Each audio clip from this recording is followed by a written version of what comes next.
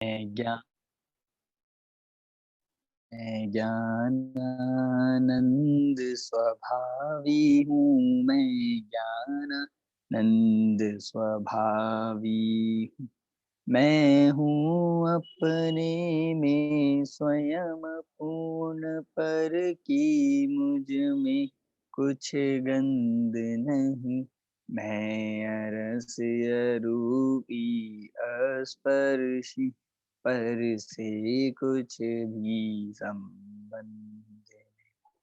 मैं रंग राग से भिन्न, भेद से भी मैं भिन्न निराला हूँ।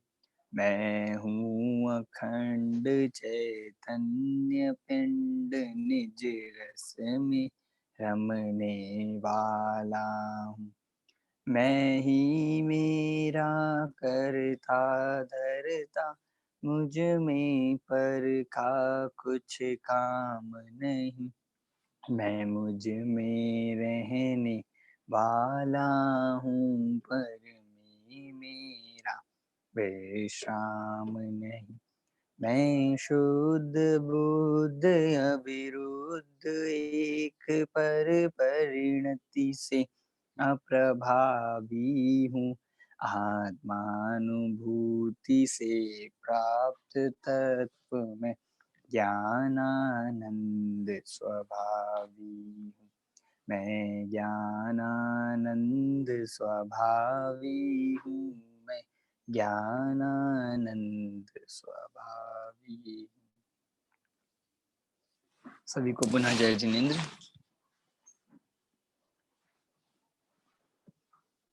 परमागम ऑनर्स सेमेस्टर 2 का पेपर 1 हमारा यहाँ पर कंप्लीट हो चुका है। पेपर 1 में धर्म के 10 लक्षण, पेपर 2 भी हमारा यहाँ पर हो चुका है, जिसमें तत्व ज्ञान पाठमाला भाग 1 और अहिंसा महावीर की दृष्टि में, ये 2 बुक्स पेपर 2 में है। पेपर 3 हमें करना है, हम आज से स्टार्ट कर रहे हैं, जिसमें हमारे बुक्स तत्व ज्ञान पाठमाला भाग 2 और निमित्त उपादान एक अनुशीलन, इस नाम से 2 बुक्स हमारी पेपर 2 में आने वाली है। तो उसी को हम आज से यहाँ पर स्टार्ट करेंगे आप सबके साथ। आपने पेपर 1 के और 2 के असाइनमेंट्स करना स्टार्ट कर दिया होगा। अब पेपर 1 के तो लगभग दे भी दिए होंगे सभी ने, क्योंकि उसकी अपनी ड्यू डेट बहुत पहले की थी। और पेपर 2 जो तत्व ज्ञान पाठमाला 1 और अहिंसा, इसकी अपनी ड्यू डेट 20 नवंबर की है। तो आप कोशिश कीजिए इसे, जिन्होंने अपने गणधर्म मूल्यांकन अभी तक नहीं दिए हैं, वे गणधर्म मूल्यांकन भी कीजिए। और बाकी जो दोनों दे चुके हैं, वे अब इस पेपर 2 को हम अच्छे से पढ़ने पर ध्यान दे सकते हैं। चलिए, तो तत्व ज्ञान पाठमाला भाग 2 ये वाली पुस्तक है, आप सभी के पास होगी, आप सब निकाल लीजिए। तत्व ज्ञान पाठमाला भाग 2। पिछले चैप्टर्स आप सब ने पढ़े होंगे, तो उसमें किसी को कुछ डाउट हो, कोई क्वेश्चन हो, कोई चैप्टर में से, कोई टॉपिक में से, तो आप पूछ सकते हैं। आज हम ये जो चैप्टर यहाँ पर लेने वाले हैं, वो महावीर अष्टक स्तोत्र वाला चैप्टर हम लेंगे। यहाँ पर 9 चैप्टर्स है इसमें, जिसमें फर्स्ट और लास्ट वाला चैप्टर 2 स्तोत्र है, जिसमें पहला महावीर अष्टक स्तोत्र और लास्ट वाला देवागम स्तोत्र है। बाकी बीच के जो हमारे 7 चैप्टर्स हैं, वो बहुत ही इम्पोर्टेंट चैप्टर है। मतलब जिनागम के जो मूलभूत सिद्धांत हैं, उनका विषय संक्षेप में बताने वाले ये चैप्टर्स हैं। और इस तत्व ज्ञान पाठमाला भाग 2 के साथ अपना जो बेसिक पूरा जैन धर्म का है, वो पूरा हो जाएगा, जिसमें हमने बालबोध 1, 2, 3 ये देखा, वीतराग विज्ञान 1, 2, 3 ये वाला देखा और इसमें तत्व ज्ञान 1 और 2, ये 8 बुक्स ऐसी है कि अगर आपको किसी को भी जैन धर्म को संक्षेप में समझना है, तो आप ये 8 बुक पढ़ लीजिए। इन 8 भाग से ही हमें आगे के ग्रंथ पढ़ने का कैसे पढ़ना है, क्या-क्या उसमें टॉपिक्स आएँगे, क्या-क्या सिद्धांत आएँगे, वो हमें इसमें हेल्प करता है। इसीलिए ये 8 बुक्स आपके कोर्स में स्टार्टिंग में ही रखी गई हैं। इसमें अभी हम तत्वज्ञान 2 पर पहुँच गए हैं। इस तत्वज्ञान 2 में थोड़े चैप्टर हाई लेवल हैं, पर संक्षेप में सरल करके हमें बताए गए हैं। तो आपको तत्वज्ञान 1 तक का अपना पेपर भी तैयार करना है, क्योंकि अब हमारे जो एग्ज़ाम्स हैं, वो जनवरी में एग्ज़ाम्स भी रहेंगे। तो अभी हमारे पास 2 महीने पूरे हैं, जिसमें हमें ये तत्वज्ञान 2 और निमित्त उपादान की बुक पूरी करनी है। हाँ, कुंजन जी आप कुछ पूछ रहे हैं? यहाँ पे जो अहिंसा की बुक है वो फर्स्ट मतलब जो सबमिशन है उसमें भी लेनी है, राइट? वो सेकंड जो कॉन्सेप्ट क्लैरिटी सेकंड है, उसमें है अहिंसा की। और निमित्त उपादान है वो थर्ड में आएगी। हाँ, वो थर्ड में है और उसके साथ ये है तत्वज्ञान 2। और उसमें वो चैप्टर भी है, राइट? निमित्त में एक चैप्टर भी है निमित्त उपादान का। ओके। और जो लोग नहीं कर पाए हैं अभी तक असाइनमेंट, जिनका कोई रीज़न था, जिन्होंने मुझे इन्फॉर्म किया है, तो आप अपनी ड्यू डेट तक कीजिए, और जिनका कोई रीज़न नहीं है, जिन्होंने अभी तक नहीं दिया, वे तो जल्दी से दीजिए, नहीं तो माइनस मार्किंग भी इस बार होगी। पिछली बार मैंने नहीं करी थी, इस बार तो होगी, इसलिए आप टाइम से ज़रूर दीजिए। चलिए, बहुत लोग ऐसे भी हैं जय जिन भैया, एक चीज पूछनी थी। ये हाँ जी। कॉन्सेप्ट क्लैरिटी 2 जो है अपलोड करने का ऑप्शन नूडल ऐप में दिख नहीं रहा भैया। हाँ, वो मैं एक बार कॉन्सेप्ट अभी क्लैरिटी 2 का। हाँ, उसको मैं आज कर दूँगा, फ़ाइल वो वहाँ पे अपलोड करने वाला पार्ट जहाँ पे आ जाएगा, आप वहाँ पे कर दीजिएगा, मैं आज बना दूँगा उसको। ठीक है भैया, थैंक यू। ठीक। तो ये महावीर अष्टक स्तोत्र हम यहाँ पर स्टार्ट कर रहे हैं। सर हाँ जी। हाँ, के जो चेंज शिफ्ट स्टूडेंट्स हैं उनको अगेन हम मूडल पे डायरेक्ट कर सकेंगे कि आपको भेजना है? वो आपको मुझे ही भेजना है, जो दूसरे बैच से शिफ्ट होकर आए हैं, वे मूडल पर अपलोड नहीं कर पाएँगे। अगर ओके करेंगे भी तो वो दूसरे टीचर के पास ही जाएगा। ओ वो ओके तो आपको ये मुझे डायरेक्ट व्हाट्सएप ही करना होगा। ठीक है, थैंक यू। हाँ जी, चलिए ये जो महावीर अष्टक स्तोत्र है। सर राजलक्ष्मी। हाँ जी, हाँ जी। सॉरी सर, मेरा काफी मिस हुआ है बीमार होने के कारण, तो जी। अगर मुझे किसी के हेल्प या नोट्स मिल जाती तो मैं कवर अप कर लेती सर।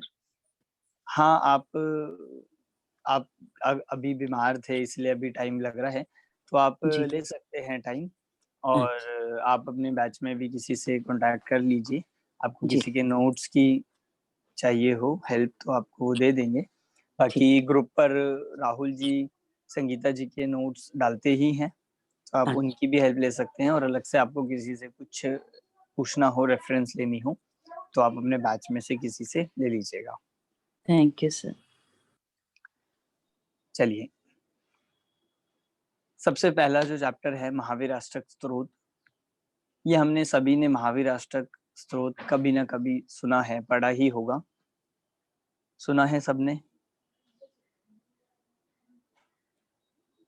कितने लोग जी ऐसे हैं जिन्होंने कभी नहीं सुना, कभी नहीं पढ़ा? हैंड रेज़ कीजिए जिन्होंने कभी नहीं पढ़ा।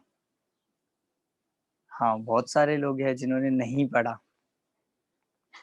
चलो अच्छी बात है, मतलब ऐसे हम पढ़ेंगे तो अब हमें और इंटरेस्टिंग लगेगा कि महावीर अष्टक जो स्तोत्र है, ये महावीर भगवान का स्तोत्र है। स्तोत्र किसे कहते हैं? स्तोत्र कहते हैं उनकी स्तुति करने को। स्तुति को ही जो संस्कृत भाषा में लिखा जाता है, उन्हें स्तोत्र के रूप में लिखा जाता है, उसे स्तोत्र कहते हैं। जो स्तुतियाँ हिंदी में लिखते हैं, उन्हें तो हम कुछ भी कहते हैं, मतलब हम उन्हें उनकी भक्ति कह देते हैं, स्तुति कह देते हैं, पर संस्कृत भाषा में जो लिखे जाते हैं, उन्हें कहते हैं स्तोत्र। ये जो महावीर अष्टक स्तोत्र है, ये संस्कृत भाषा में लिखा गया है। इसके रचयिता, इसको लिखने वाले जो कवि हैं, उनका नाम है भागचंद कवि। भागचंद कवि इस स्त्रोत के रचयिता हुए हैं और पंडित भागचंद जी, इनके अनेक भजन, आध्यात्मिक भजन भी हमें प्राप्त होते हैं। ये वही पंडित भागचंद जी हैं जो आध्यात्मिक भजनों के लिए भी जाने जाते हैं। उन्होंने ही ये स्तोत्र लिखा है। इसमें भगवान महावीर का गुणगान किया गया है, भगवान महावीर की स्तुति की गई है। जैसा कि अभी दीपावली पर्व भी गया है, तो हम उसमें भगवान महावीर की भक्ति पूजन करते हैं। तो ऐसा ही एक स्त्रोत ये भी बहुत ही मार्मिक है, बहुत ही इंटरेस्टिंग इसमें विषय आया है। सरल करके, यद्यपि संस्कृत में है, पर इस स्त्रोत का ट्रांसलेशन भी हुआ है। ट्रांसलेशन भी अनेक विद्वान ने किया है और इसका हिंदी अर्थ भी यहाँ पर लिखा है, तो हमें पढ़ने में बहुत ही आसानी रहेगी। बहुत इजी है और बहुत इम्पोर्टेंट है। हम जिनेंद्र अर्चना आदि जो भी पूजनों की पुस्तक देखते हैं, उनमें सब में ये स्त्रोत पाया जाता है। तो बहुत जैन समाज में, जैन लोगों के द्वारा ये बहुत ही पढ़ा जाता है। अब इसका अर्थ क्या है, ये जानना इसके लिए जरूरी है, क्योंकि पढ़ना तभी सार्थक होगा जब हम अर्थ जानेंगे। अर्थ के बिना हम कितनी पूजन पढ़ते हैं, कितनी भक्ति करते हैं, उससे फर्क नहीं पड़ेगा, उसका हमें वास्तविक लाभ नहीं होता है। पर जब अर्थ सहित पढ़ेंगे तो सच्चा लाभ उसका हमें होगा। तो महावीर अष्टक, देखिए इस छंद में, इस नाम में ही अगर हम बात करें कितने छंद है इस पूरे में, तो हम इसके नाम से बता सकते हैं 8 8 है। कैसे पता लगा 8 है? अष्टक लिखा हुआ है, अष्टक का मीनिंग 8 होता है। हाँ, अष्टक जो लिखा हुआ है, अष्टक मतलब होता है 8। कहीं और भी हम अष्टक का प्रयोग करते हैं क्या? अष्टक अष्टगुण, अष्टगुण में करते हैं, अष्टकर्मों में करते हैं। पूजन के जो हम 8, मतलब पूजन में जब हम चढ़ाते हैं तो हम उनको भी बोलते हैं अष्टक, जो पूजन के 8 द्रव्य होते हैं। जब हम अष्ट धातु भी होते हैं सर। हाँ, धातु भी होती हूँ, हम प्रयोग करते हैं अष्टानी का।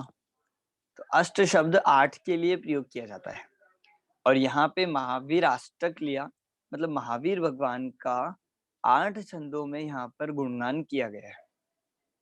ठीक है, महावीर अष्टक स्तोत्र कि महावीर भगवान का 8 छंदों में कैसे यहाँ पर स्तोत्र, कैसे गुणगान, कैसे स्तुति की गई है, वो हम यहाँ पर देखेंगे। ठीक है, अब संस्कृत भाषा है, थोड़ा सा हम सबके लिए कठिन हो सकता है, क्योंकि अभी तक हमने संस्कृत में कुछ भी नहीं पढ़ा, सिर्फ चत्तारी मंगल पाठ ही पढ़ा है। उसके बाद अभी तक तो कुछ भी संस्कृत में आया ही नहीं, उसके बाद तो सब हिंदी में ही चल रहा है। तो आप में से बहुत लोगों को आती होगी संस्कृत, कितने लोगों को आती है? बहुत कम होंगे, पर कुछ कुछ थोड़ी थोड़ी आती होगी। हाँ, जो टीचर्स हैं, जो स्कूल में पढ़ाते हैं, उन्हें तो आती ही होगी। और बाकी लोगों ने भी, जब हम स्वाध्याय करते हैं, ग्रंथ पढ़ते हैं, या कहीं ना कहीं अपने स्कूल में जब हम होंगे तब तो पढ़ी होगी। तो पाठ उच्चारण भी हम संस्कृत में इसका देखेंगे और अर्थ भी कैसे इसका निकलता है। देखिए, ये जो स्त्रोत है किसके द्वारा लिखा गया है? पंडित भागचंद जी के द्वारा लिखा गया है। पंडित भागचंद जी, इनका भागचंद जी का तो परिचय यहाँ पर नहीं दिया है, पर इतना हमें जानकारी होनी चाहिए कि ये एक बहुत ही आध्यात्मिक विद्वान हुए हैं। ज्यादा समय पूर्व नहीं, आज से लगभग 200-250 वर्ष पहले इनका समय रहा है और इन्होंने अनेक आध्यात्मिक भजनों की रचना की है।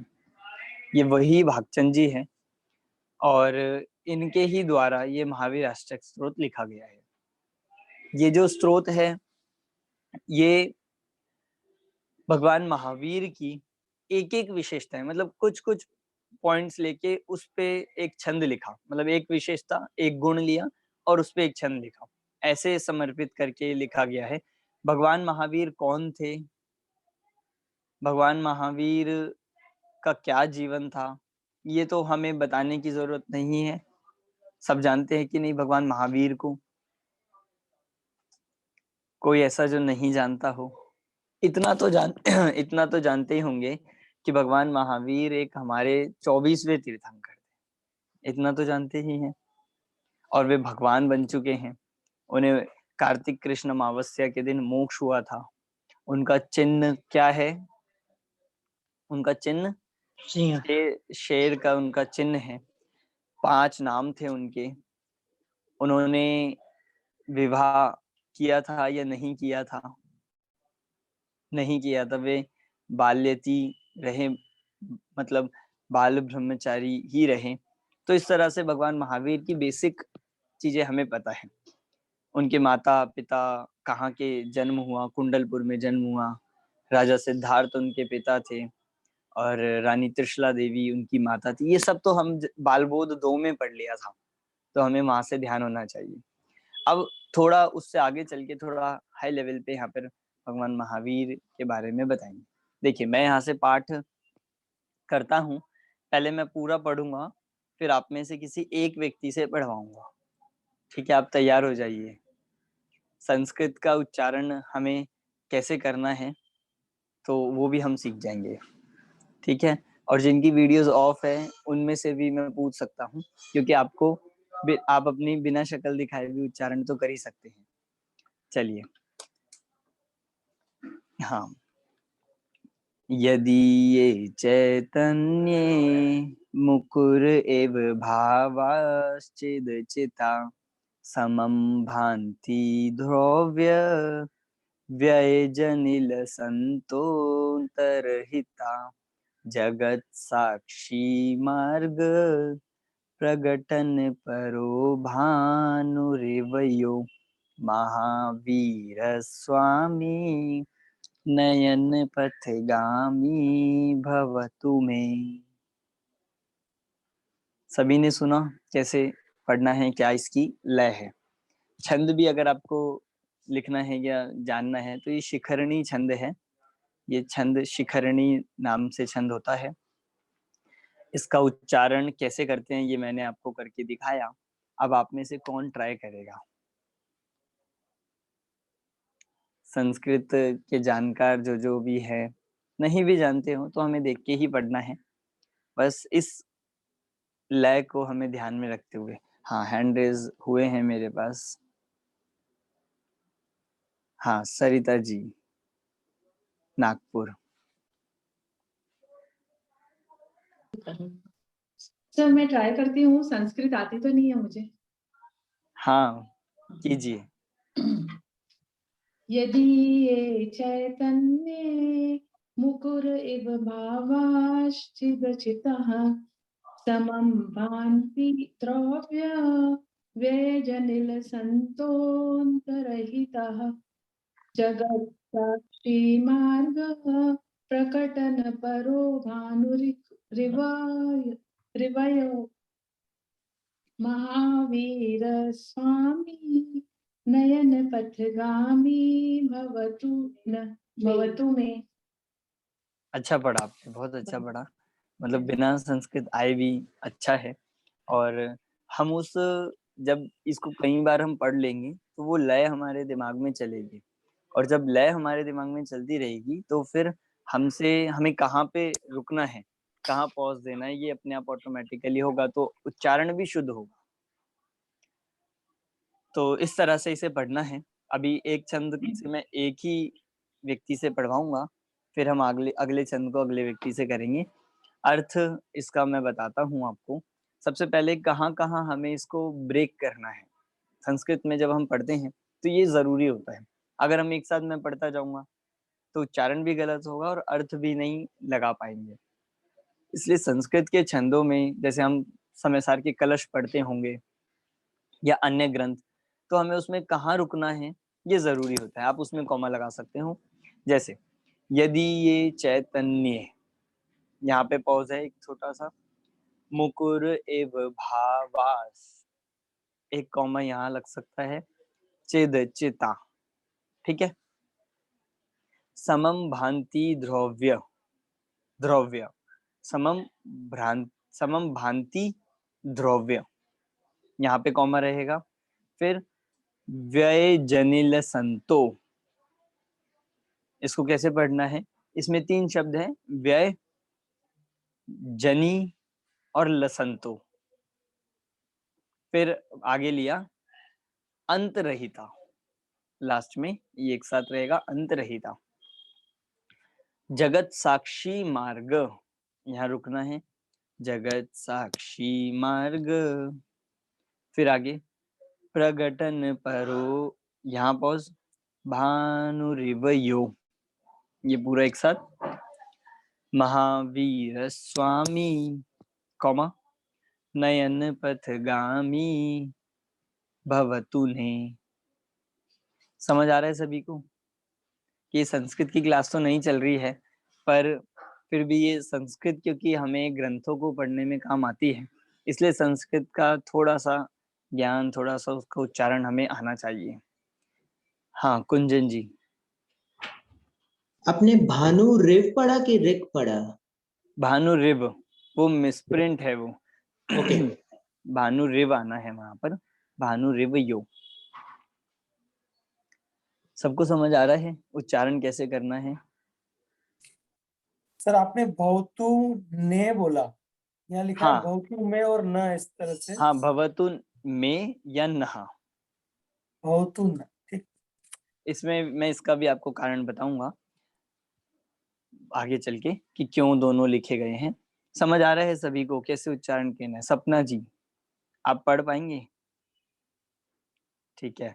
संगीता जी उच्चारण में कोई, दोनों संगीता जी बता दीजिए। नहीं भैया जी, कोई आ जाएगा। आ जाएगा, ठीक है। चलिए अर्थ हम देखते हैं। अर्थ और भी ज्यादा महत्वपूर्ण है और बहुत ही अच्छा है। यदि ये चैतन्य, यदि ये चैतन्य कि सबसे पहले अगर हम लास्ट लाइन से शुरू करें तो लास्ट लाइन हमें ये कह रही है कि महावीर स्वामी नयन पथगामी भवतु में, कि हे महावीर स्वामी, हे महावीर स्वामी नयन पथगामी। नयन मतलब क्या होता है? चक्षु, आंखें। आंखें। नयन पथगामी, पथ मतलब होता है मार्ग, और गामी मतलब हमारे मार्ग के अनुसरण करने वाले। तो हे महावीर भगवान कि आप हमारे नयन पथगामी हों, मतलब हे महावीर भगवान, इसका भाव अगर हम देखें तो नयन पथगामी हो मतलब आप हमारे नयनों के पथ से हमें दर्शन दिए। कि यहाँ पर भक्त जो भागचंद जी कवि हैं, जो पंडित भागचंद जी हैं, वो भावना भा रहे हैं कि हे भगवान महावीर आप हमारे नयनों के रास्ते में, मतलब वो दर्शन देवे, हमें भगवान महावीर के दर्शन प्राप्त हो, ऐसी भावना यहाँ पर जीव जो रचयिता है, कवि हैं, वे भी भा रहे हैं और हम जो पढ़ रहे हैं हम भी इस तरह की भावना भा रहे हैं। 2 शब्द आए हैं इसमें कि एक तो ने, में और नहा, में और नहा। में का जो प्रयोग किया गया है वो है कि जो मेरे लिए, मतलब जब हम अकेले, जब हम एक वचन से इसे पढ़ेंगे, जब हम अकेले पढ़ते हैं, जब हम अपने खुद स्वयं के लिए बात कर रहे हैं तो हम क्या बोलेंगे? नयन पथगामी भवतु में, मतलब मेरे लिए, मेरे नयन पथगामी हो, हे भगवान आप मुझे दर्शन दे। और जब हम न बोलेंगे नह, और न का मतलब होता है हमें, न का मतलब है हमें, तो आप हमें सबको, जब हम बहुवचन की बात करेंगे, जब हम कलेक्टिवली बात कर रहे हैं, एक साथ पढ़ रहे हैं, जब सामूहिक रूप से पढ़ा जाता है ये पाठ, तब क्या बोलते हैं? नहा। ठीक है, ये रीजन कितने लोगों को पता था पहले? पता था सरिता जी को, बहुत अच्छी बात है। तो हमें ऐसा लगता था कि नहीं पढ़ दो, या मतलब न पढ़ दो या मैं पढ़ दो, कुछ भी है। कई बार देखते हैं कोई म पढ़ देता है, कोई कुछ पढ़ देता है। तो यहाँ पर ये चीज ध्यान रखनी है, में जो पढ़ा जाएगा वो अकेले, जब हम एक वचन खुद अकेले पाठ कर रहे हैं, पढ़ रहे हैं, तो उसके लिए में होगा, और जिसका अर्थ है मुझे, और नह का मतलब है हमारे लिए। हाँ, भावार्थ अभी पूरा। सर मुझे एक क्वेश्चन था कि एक और तीसरा शब्द भी आता है ना, जैसे नो, उसका क्या मतलब होता है? नो तो नहीं आता, मतलब वो नह से ही जब उसकी हम संधि कर देते हैं तो विसर्ग का ओ हो जाता है। अभी थोड़ा संस्कृत वाले जो जानते होंगे वो ही जान पाएंगे। बस इतना है कि शब्द दो ही मिलते हैं, में और नह। ठीक है, अर्थ इसका ये था लास्ट लाइन का कि महावीर स्वामी आप मेरे नयन पथगामी हो। आज हम आप हमारे नयन पथगामी, मतलब जैसे हम ऐसा बोलते हैं ना कि हम किसी चीज को देखने की भावना भा रहे हैं, कि हमारे नयन उनके मार्ग पर चले या उनको देखे। तो ऐसा भगवान महावीर से प्रार्थना कर रहे हैं, भावना भा रहे हैं कि हे भगवान आप मुझे दर्शन दो। जैसा हम अन्य भजनों में भी भावना प्रकट करते हैं कि हे भगवान मेरे मन मंदिर में आन, पधारो महावीर भगवान की, या फिर जैसे हम बोलते हैं कि संतप्त मानस शांत हो, जिनके गुणों के गान में वे वर्धमान महान, जिन विचरे हमारे ध्यान में। तो कहीं ध्यान की भावना है, कहीं दर्शन की भावना है, कहीं उनको मन में बसाने की भावना है। तो अर्थ भाव सबका यही है, पर शब्दों से अलग अलग तरह से प्रयोग किया है। अब पहली लाइन अगर देखें स्टार्टिंग से, यदि ये चैतन्य, यदि ये मतलब जिनके, यदि ये मतलब जिनके चैतन्य, चैतन्य मतलब चेतना, ज्ञान दर्शन, चेतना सहित, मतलब और यहाँ पे कौन सी चेतना कहेंगे, तो केवल ज्ञान को यहाँ पर चैतन्य कहा, जिनके ज्ञान रूपी मुकुर मतलब होता है दर्पण, कि जिनके केवल ज्ञान रूपी दर्पण में यदि ये चैतन्य मुकुर एव होता है समान, उसके जैसे केवल ज्ञान रूपी दर्पण में, या हम कहे कि ज्ञान में दर्पण के जैसे क्या हो रहा है, भावाश चिद चिता। भावाश मतलब भाव अर्थात पदार्थ, भाव मतलब सब पदार्थ। भाव का अर्थ पहले ये भी बताया था कि भाव का एक अर्थ होता है वस्तु, पदार्थ। तो भाव सारे उनके ज्ञान में दर्पण के जैसे झलक रहे हैं।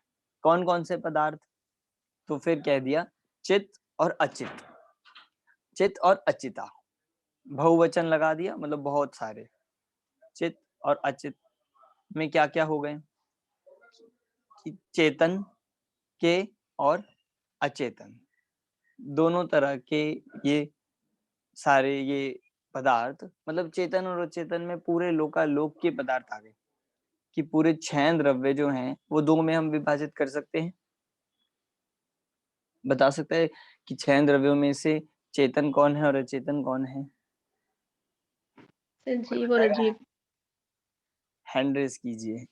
6 द्रव्यों में से चेतन पदार्थ और अचेतन पदार्थ कौन कौन से है, अगर हमें ये क्लासिफाई करना हो। हाँ शशि जी बताइए, शशि जी अनम्यूट करके।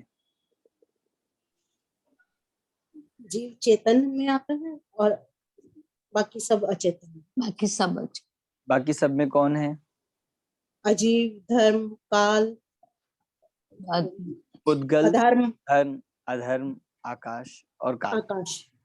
हाँ, ये पुद्गल आदि 5 द्रव्य ये अचेतन है, ये अचित पदार्थ में चले गए। और जीव ये चेतन। तो चित अचित, चेतन अचेतन सभी पदार्थ आपके ज्ञान में क्या है, दर्पण के जैसे झलक रहे हैं। जैसे दर्पण होता है, ना किसी से राग करता, ना किसी से द्वेष करता, जो सामने आएगा उसको वो झलकाता है, उसको वो दिखाता है। ऐसा ही आपका ज्ञान है, ना किसी से राग है, ना किसी से द्वेष है, क्योंकि आप वीतरागी हो और लोकालोक आपके ज्ञान में झलक रहा है, इसलिए आप सर्वज्ञ हो। ठीक है। हाँ, अगली लाइन, समम भांति ध्रुव्य व्यय जनिल लसंतो रहिता। समम भांति मतलब समम अर्थात उसके समान, या फिर कहिए एक साथ, कि सारे पदार्थ चित अचित सारे पदार्थ एक साथ, समम अर्थात समकाल में एक साथ क्या हो रहे हैं? भांति। भांति शब्द का अर्थ होता है प्रतिभासित हो रहे हैं, दिखाई दे रहे हैं, झलक रहे हैं, इसका नाम है भांति। तो ऐसे चेतन और अचेतन पदार्थ एक साथ आपके ज्ञान में क्या हो रहे हैं? प्रतिभासित हो रहे हैं। पदार्थ कैसे हैं? तो बता रहे हैं कि द्रव्य, फिर लिया व्यय और फिर लिया जनी। इसको हम दूसरे शब्दों में कह सकते हैं व्यय, द्रव्य अर्थात कायम रहना, व्यय अर्थात नाश होना, और जनी अर्थात उत्पन्न होना, उत्पाद। तो ये तीन हो गए, उत्पाद, व्यय और द्रव्य।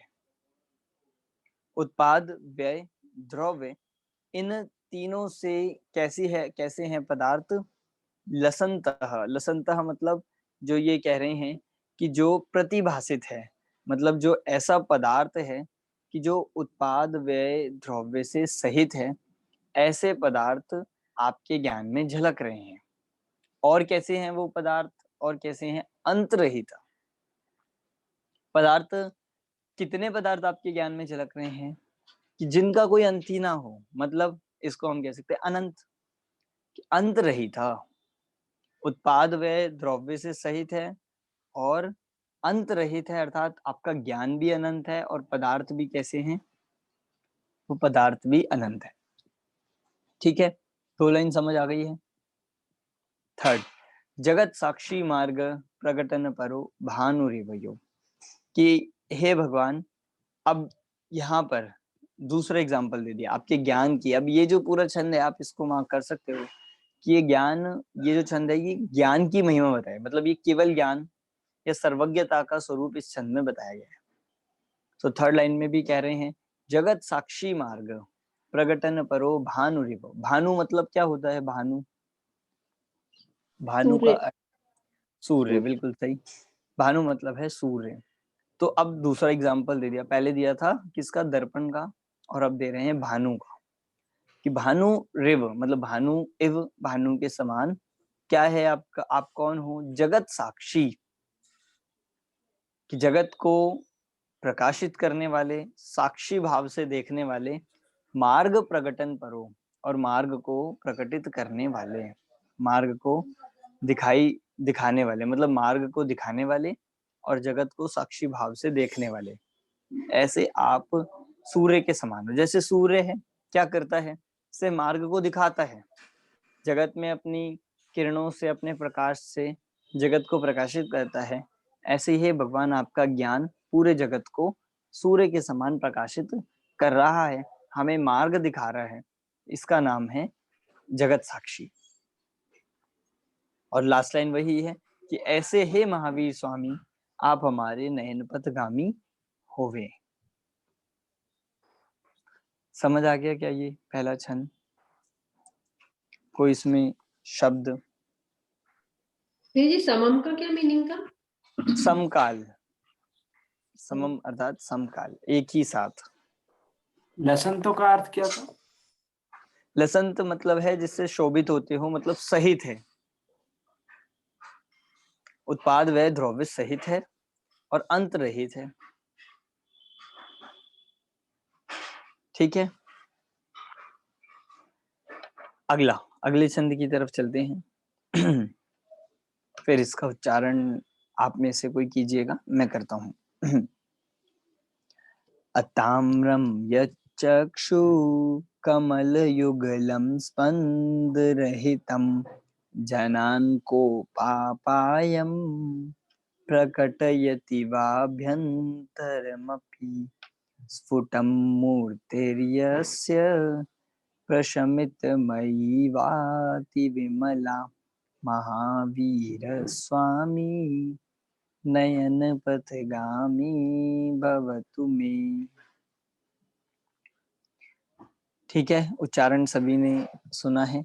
कौन आप में से ट्राई करेगा? हैंड रेज कीजिए आप। उच्चारण दूसरे छंद का।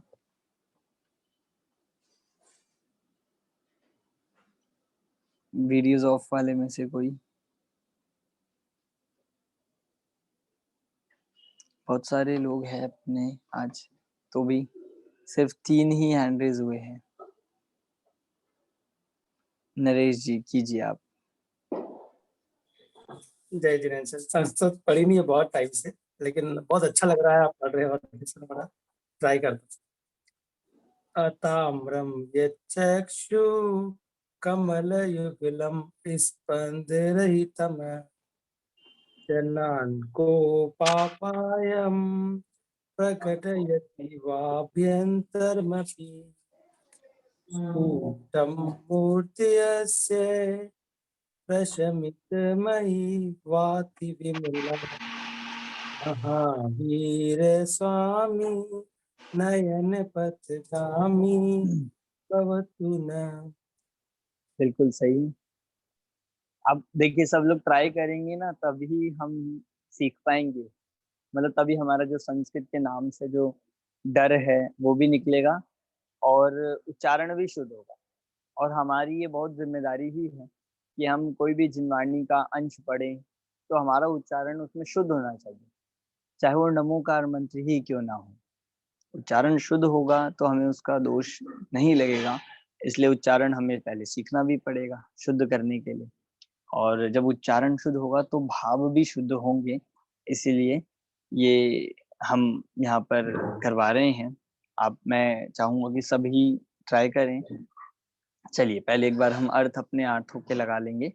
अताम्रम यत् चक्षु, देखिए दूसरा अताम्रम यत् चक्षु। ताम्र मतलब होता है लालिमा। ताम्र जैसे हम ये तांबे के लिए प्रयोग किया जाता है संस्कृत में, और तांबा जो होता है कॉपर, उसका कलर थोड़ा सा जिस तरह का माना जाता है वो लाल शेड में है या फिर किसी तरह से वो कॉपर कलर ही मान लीजिए। तो कह रहे हैं अताम्रम, लालिमा रहित। उस लालिमा से रहित क्या है? यत चक्षु, यत मतलब जिनके, चक्षु अर्थात नेत्र। अब उन भगवान भी, अब जो भगवान महावीर है उनकी वीतरागता की महिमा भी इसमें करें। पहला छंद था सर्वज्ञता का, दूसरा छंद है वीतरागता का। अब देखिएगा कैसे कि जो लालिमा रहित जिनके चक्षु हैं, और चक्षुओं के लिए क्या प्रयोग किया? कमल युगलम। एग्जाम्पल आया कि जिनके चक्षु रूपी कमल युगल, युगल मतलब होता है जोड़ा, तो कमल युगल जो चक्षु रूपी कमल युगल है वो कैसे हैं? स्पंद रहितम। स्पंद मतलब क्या होता है? स्पंद, वाइब्रेशंस। हाँ, स्पंद टिमटिम, मतलब हलचल। होता है वाइब्रेशन। स्पंद का मतलब होता है फ्लक्चुएशन, कंपन। तो आंखें, अब संसारी जीवों की, हमारी सबकी चक्षु तो कैसी है? स्पंद सहित है, ब्लिंक करते हैं, मतलब हमारी कमजोरी है कि हम चाहे भी तो नहीं रोक सकते और एक समय 1 मिनट में कितनी बार कर लेते हैं। तो ये स्पंद सहित है हमारे। और हे भगवान, आपकी चक्षु कैसी हैं? स्पंद रहित है। अजय जी, कौन सा शरीर होता है जो अरिहंत भगवान होते हैं उनके?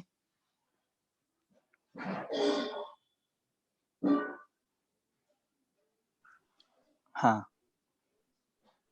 बोलिए। याद नहीं आ रहा मुझे। कौन सा औदारिक शरीर होता है? मनुष्य का शरीर औदारिक होता है। हाँ, और ये अरिहंत परम भगवान औदारिक। परम औदारिक, बिल्कुल सही। परम औदारिक शरीर अरिहंत भगवान के होता है, और वो शरीर ही ऐसा होता है ना जिसमें किसी प्रकार का रोग है, ना किसी प्रकार का जिसमें मल है, ना किसी प्रकार का, मतलब ये जो कह रहे हैं स्पंदन है।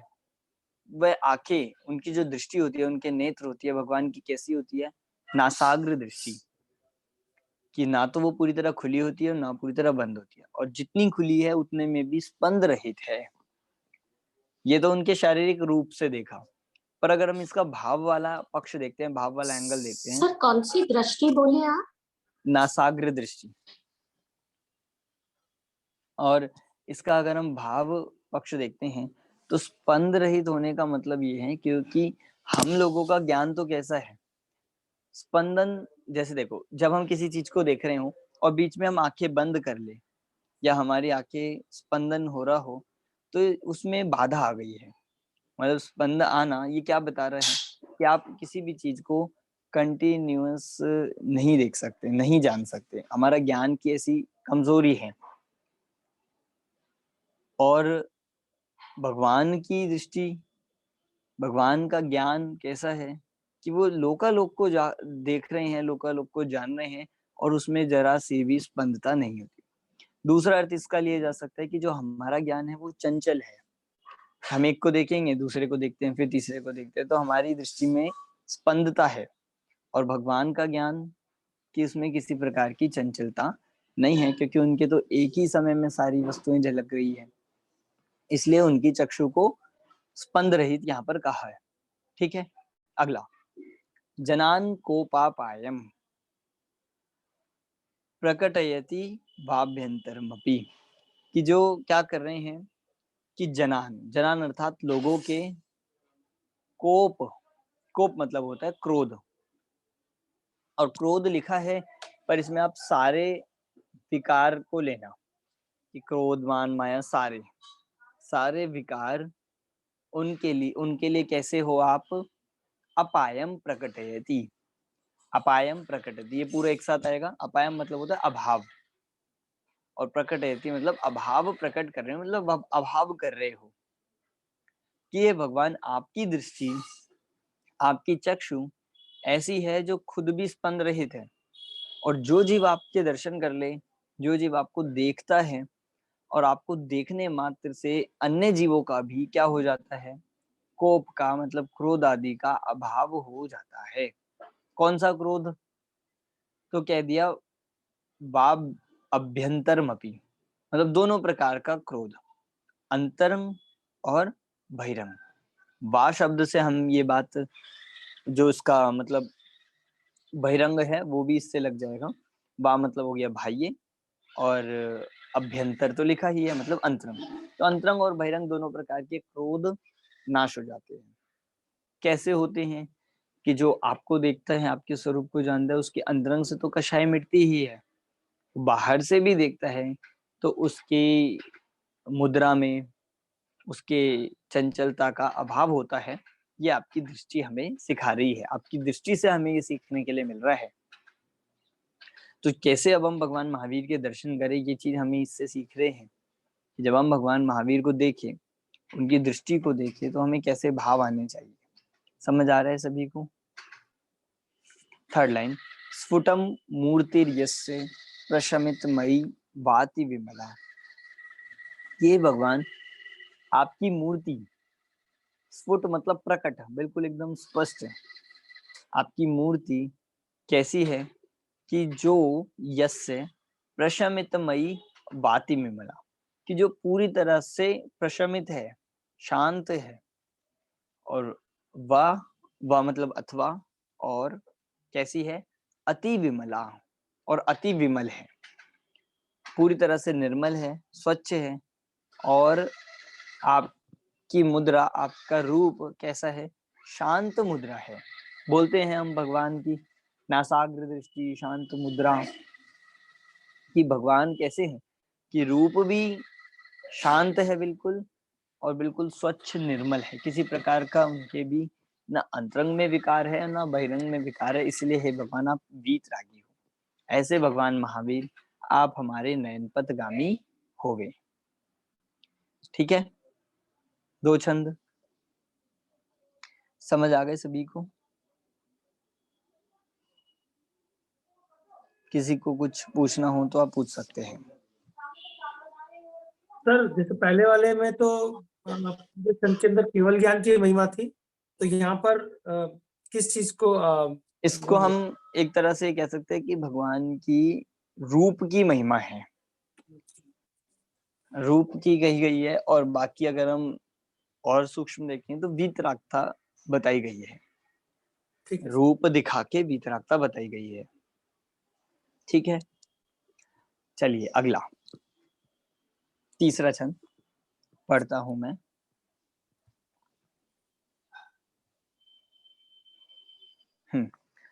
नमन्ना केन्द्राली मुकुटमणि भाजाल जटिलम लसत्पादाम्भोज द्वयमिह यदीयं तनुमृतां भवज्ज्वाला शान्त्यै प्रभवति जलं वा स्मृतमपि महावीरस्वामी नयन पथगामी भवतु मे। इसमें भी एक मिसप्रिंट है, जो सेकंड लाइन में तनु मृताम है वो आएगा तनु भृताम, उसमें आपको तनु भृत भा आएगा, तो उसको आप तनु भृत कर लीजिए। चलिए, कौन पढ़ेगा ये तीसरा छंद उच्चारण?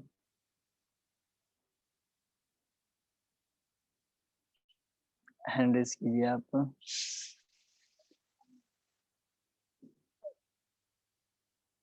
हाँ, नीलेश काला जी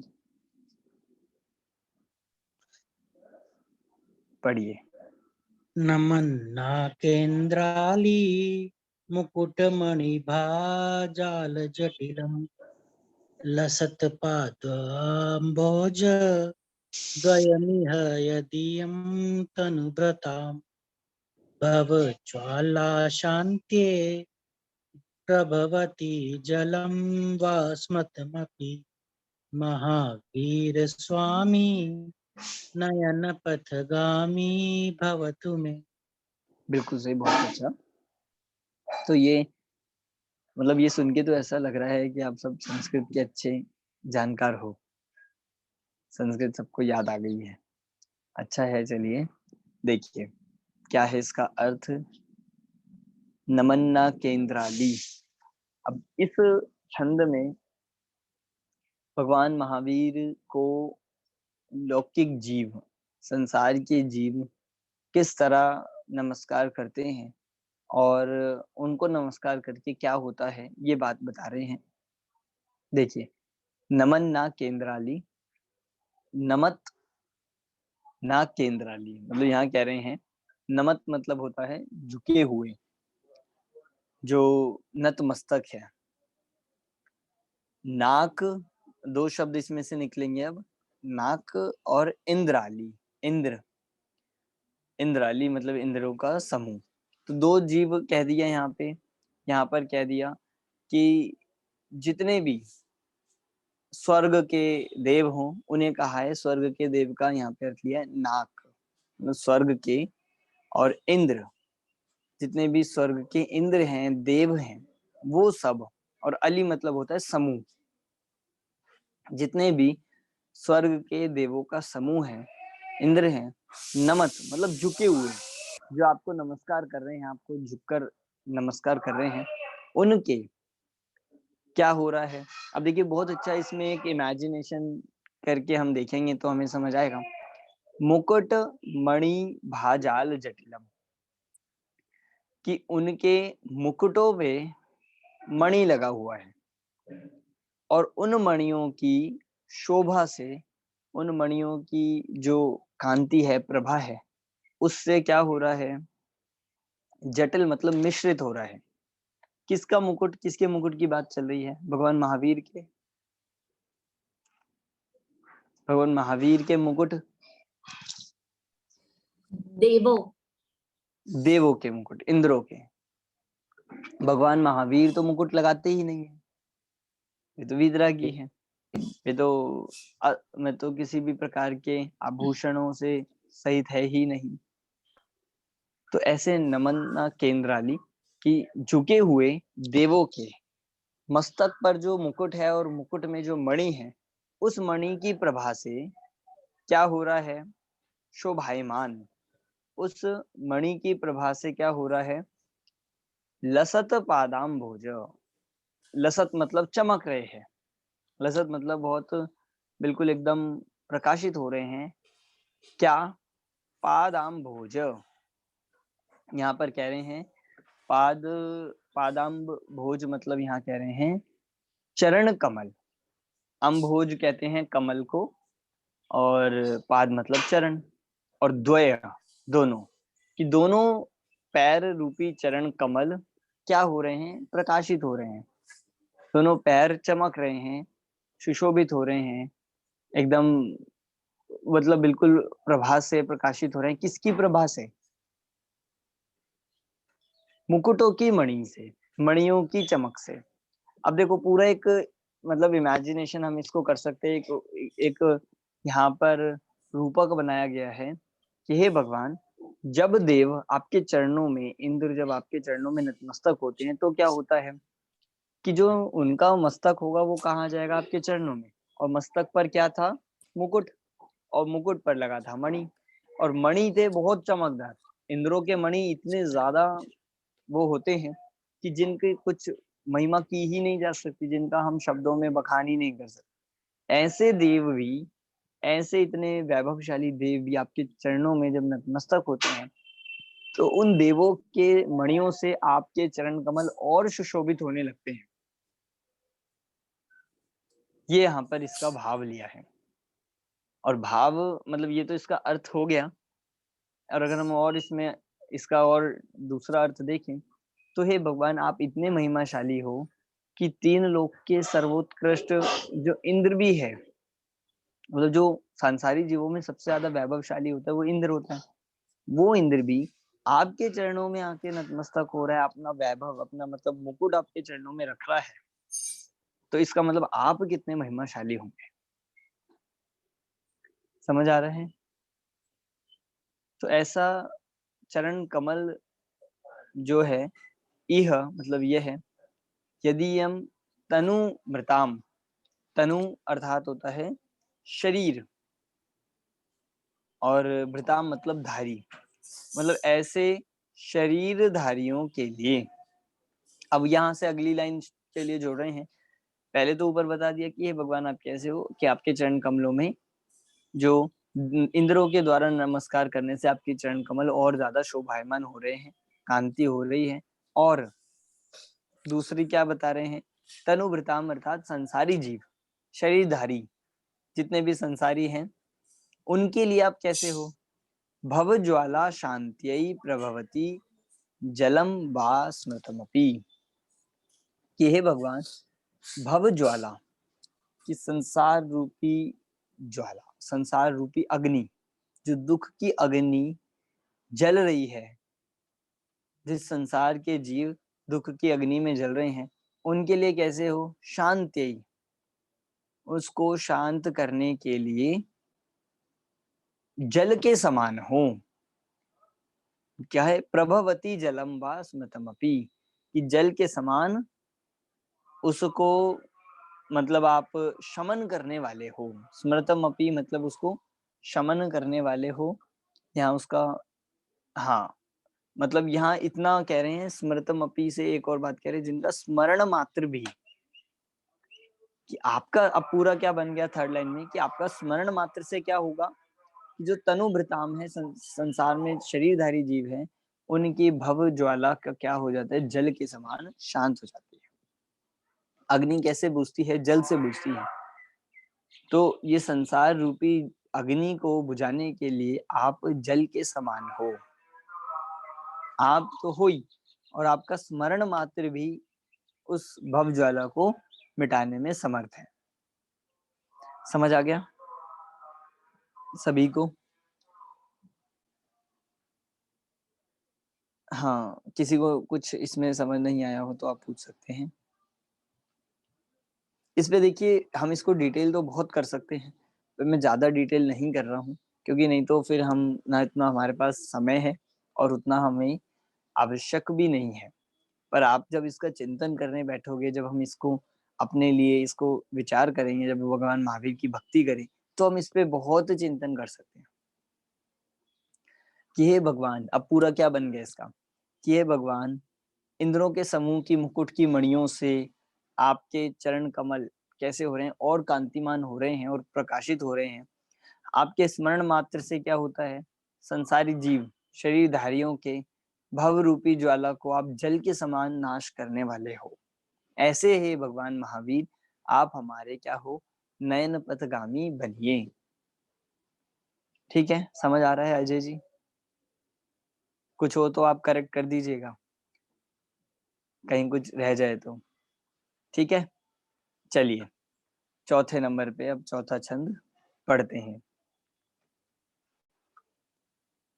यदर्चा, हाँ जी, हाँ, तो यहाँ कौन से गुण की महिमा की है? इसमें कोई पर्टिकुलर ऐसा गुण तो नहीं है, पर संसार के जीवों के दुख मिटाने वाले हो आप, इस बात को बताया जा रहा है। ठीक है, हाँ, चौथे नंबर का छंद। यदर्चा भावेन प्रमुदित मना दुर्दर प्रमुदित मना दर दुर इह क्षणादासीत स्वर्गी गुण गण समृद्ध सुख निधि लभन्ते सद्भक्ता शिव सुख समाजम किमुतदा महावीर स्वामी नयन पथगामी भवतु मे। कि हे भगवान महावीर, आप हमारे नयन पथगामी बनिए, होइए, आप हमें दर्शन दीजिए। क्या कह रहे हैं, क्यों, कैसी भावना भाई? यदर्चा भावेन, यद मतलब जिनके, अर्चा भावेन कि अर्चना भाव से, कि जिनके अर्चना भाव से, जिनकी पूजन से, जिनको नमस्कार मात्र से क्या हो जाता है? प्रमुदित मना दर दुर इह।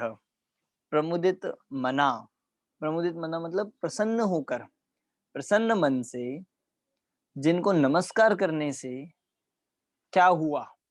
तो एक उदाहरण दे रहे हैं, एक प्रथमा नियोग का एग्जाम्पल दे रहे हैं। दरदुर कहते हैं मेंढक को।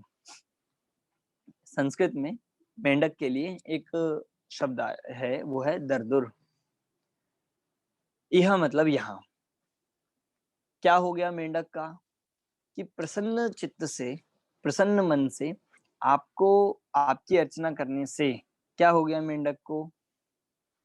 तो कह दिया क्षणात आसीत स्वर्गी, कि क्षण में ही, क्षण मात्र में कहाँ जाके आसीत हो गया? आसीत मतलब विराजमान हो गया। कहाँ?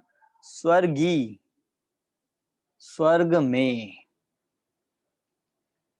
कैसा? गुण समृद्ध और सुख निधि। मतलब स्वर्ग के विशेषण बताइए, स्वर्ग कैसा है? कि ऐसे गुण के समूह, गुण के समूह वाले और सुख की निधि वाले स्वर्ग में जाकर वो मेंढक भी क्या हो गया? विराजमान हो गया। मतलब सीधा सीधा हम कहें तो स्वर्ग गति को प्राप्त हो गया। वो वाला मतलब देव गति को जो प्राप्त हुआ। अब ये कौन से मेंढक, ये कौन सी कहानी, आपको इसमें कोई ध्यान आ रही है? एक प्रथमा नियोग की घटना है, एक कहानी है इससे संबंधित। किसी को याद हो तो आप हैंड रेस कीजिए।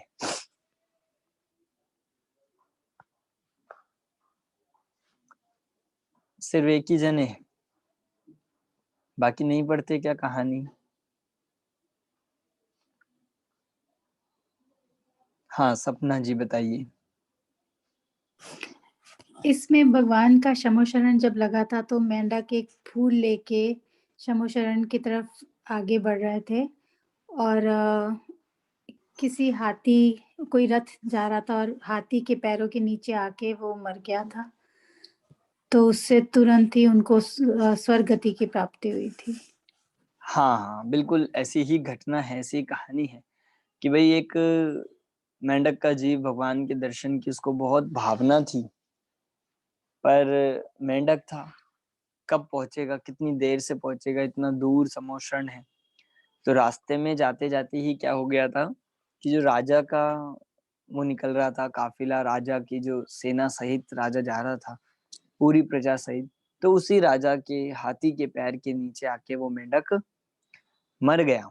और हुआ क्या कि मर के ही तत्काल देवगति का देव बना और उस राजा से पहले कहाँ पहुंच गया? कि भगवान के दर्शन करने समोशरण में पहुंच गया। क्योंकि देव तो एक सेकंड, एक क्षण में जन्म लेते हैं और एक क्षण में ही पूरे मतलब युवा हो जाते हैं, और सीधा भगवान के दर्शन करने समोषण में उस राजा से पहले आ गया। तो कह रहे हैं कि ये किस भाव से हुआ, तो यद अर्चा भावे न, कि भगवान आपकी अर्चना के भाव से, आपकी पूजा, आपको भक्ति, आपके स्मरण के नाम मात्र से, और सिर्फ नाम नहीं तो कैसा कहा, प्रमुदित मना, प्रसन्न चित्त होकर जा रहा था। ऐसे नहीं जबरदस्ती भेज दिया था, जैसे हम लोगों को भेजना पड़ता है, हम लोगों को बुलाना पड़ता है, हमें बच्चों को भेजना पड़ता है, ऐसा नहीं। प्रमुदित मन से भगवान के देव दर्शन की जिसको भावना थी और जा रहा था, और उतने फल से, उतनी भावना से क्या हुआ कि अच्छे परिणाम थे, तो गति भी सदगति हुई, और सदगति हुई तो जो भावना थी और वो चीज की प्राप्ति भी हुई, भगवान के दर्शन प्राप्त भी हुए। तो कह रहे हैं अब यहाँ पर उसका एग्जाम्पल दिया है कि जब आपके अर्चना मात्र से, आपके दर्शन करने के मात्र से मेंढक भी जब स्वर्ग गति की, देव गति की प्राप्ति कर सकता है, कर लेता है, तब अब इसको एक हम ये कह सकते हैं व्यंग्य रूप में भी प्रयोग किया है, आयरनिकल भाषा में यहाँ पर यूज कर रहे हैं कि जब मेंढक भी स्वर्ग प्राप्त कर सकता है, तो फिर अब क्या कहते हैं, तो फिर लभंते सद्भक्ता शिव सुख समाजम किमुतदा। किमुतदा मतलब है क्या बड़ी बात है उसमें, क्या है, किमुतदा मतलब है क्या है उसमें, किसमें, कि सब लभंते सद्भक्ता, लभंते मतलब प्राप्त करते हैं, और सद्भक्ता मतलब आपके भक्त, सच्चे भक्त, शिव सुख समाजम, ये कौन सी समाज है, ये कौन सी समाज है, जैन समाज या दूसरी समाज,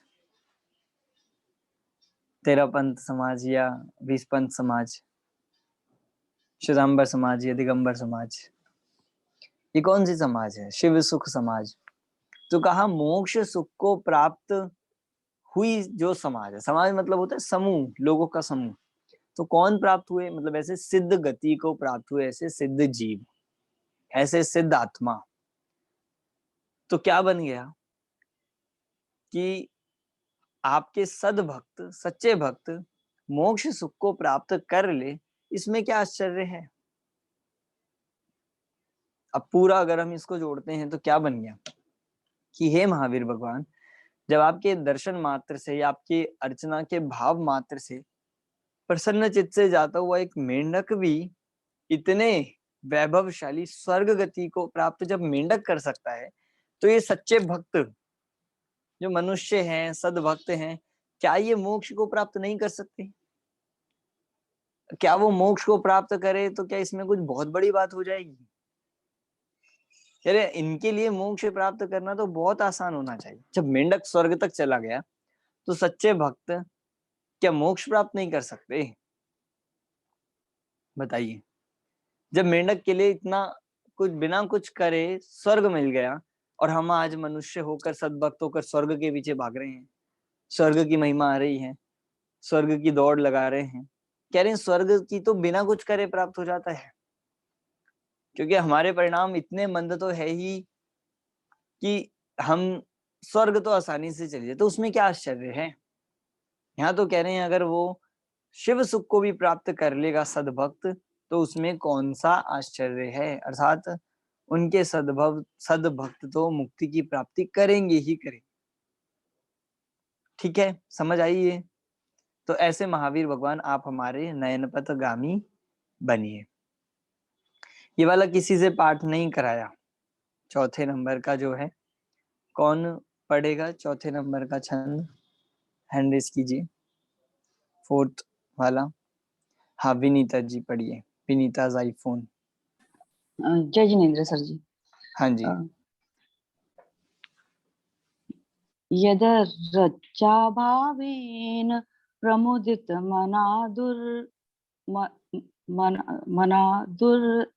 दर इह क्षणादासित स्वर्गी गुणगण समृद्ध सुख निधि लभन्ते सद्भक्ता शिव सुख समाचन किमुतदा महावीर स्वामी नयन पथगामी भवतु मे। ठीक है, हम और ट्राई करेंगे और सीख जाएंगे तो बिल्कुल स्पष्ट उच्चारण रहेगा, पर ऐसे ही सीखेंगे, ट्राई करके ही सीखेंगे। जो लोग ट्राई भी नहीं कर रहे हैं तो उनका फिर गलती नहीं निकलेगी, इसलिए हम सबको ट्राई करना चाहिए। बहुत सही। देखिए, ये हमने इसका अर्थ देख लिया, और इसमें जो पहला शब्द है उसको थोड़ा हम देखिए। पहली लाइन में दरदुर है, वो दरदुर इह। ठीक है, चलिए अगले की तरफ चलते हैं। 5वां छंद बहुत मार्मिक छंद है 5वां। इस 5वें छंद में एक विरोधाभास अलंकार का यूज किया गया है। विरोधाभास अलंकार एक होता है, सुना है किसी ने कुछ इसके बारे में? कुछ क्या होता है ये?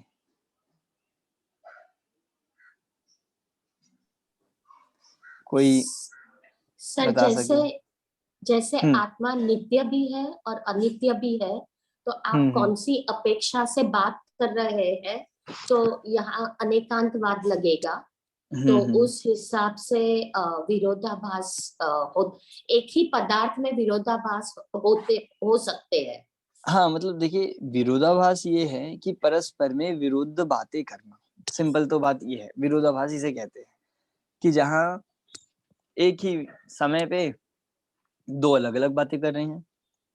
हम भी लोगों को कभी कभार बोल देते हैं ना कि इस तरह से कि आप तो डबल फेस बातें कर रहे हो, मतलब कि दोनों बातें कह रहे हो, ये भी कह रहे हो, ये भी कह रहे हो, और दोनों बिल्कुल जो कॉन्ट्राडिक्टरी है, जो दोनों बिल्कुल ऑपोजिट है, ऐसी बातें कहना, इसे कहते हैं विरोधाभास अलंकार। हिंदी में, संस्कृत में इसका बहुत यूज किया जाता है। पर कई बार ये मतलब ये दोष नहीं है, ये उस बात की महिमा बताने के लिए या किसी व्यक्ति की गुणगान करने के लिए भी यूज किया जा सकता है।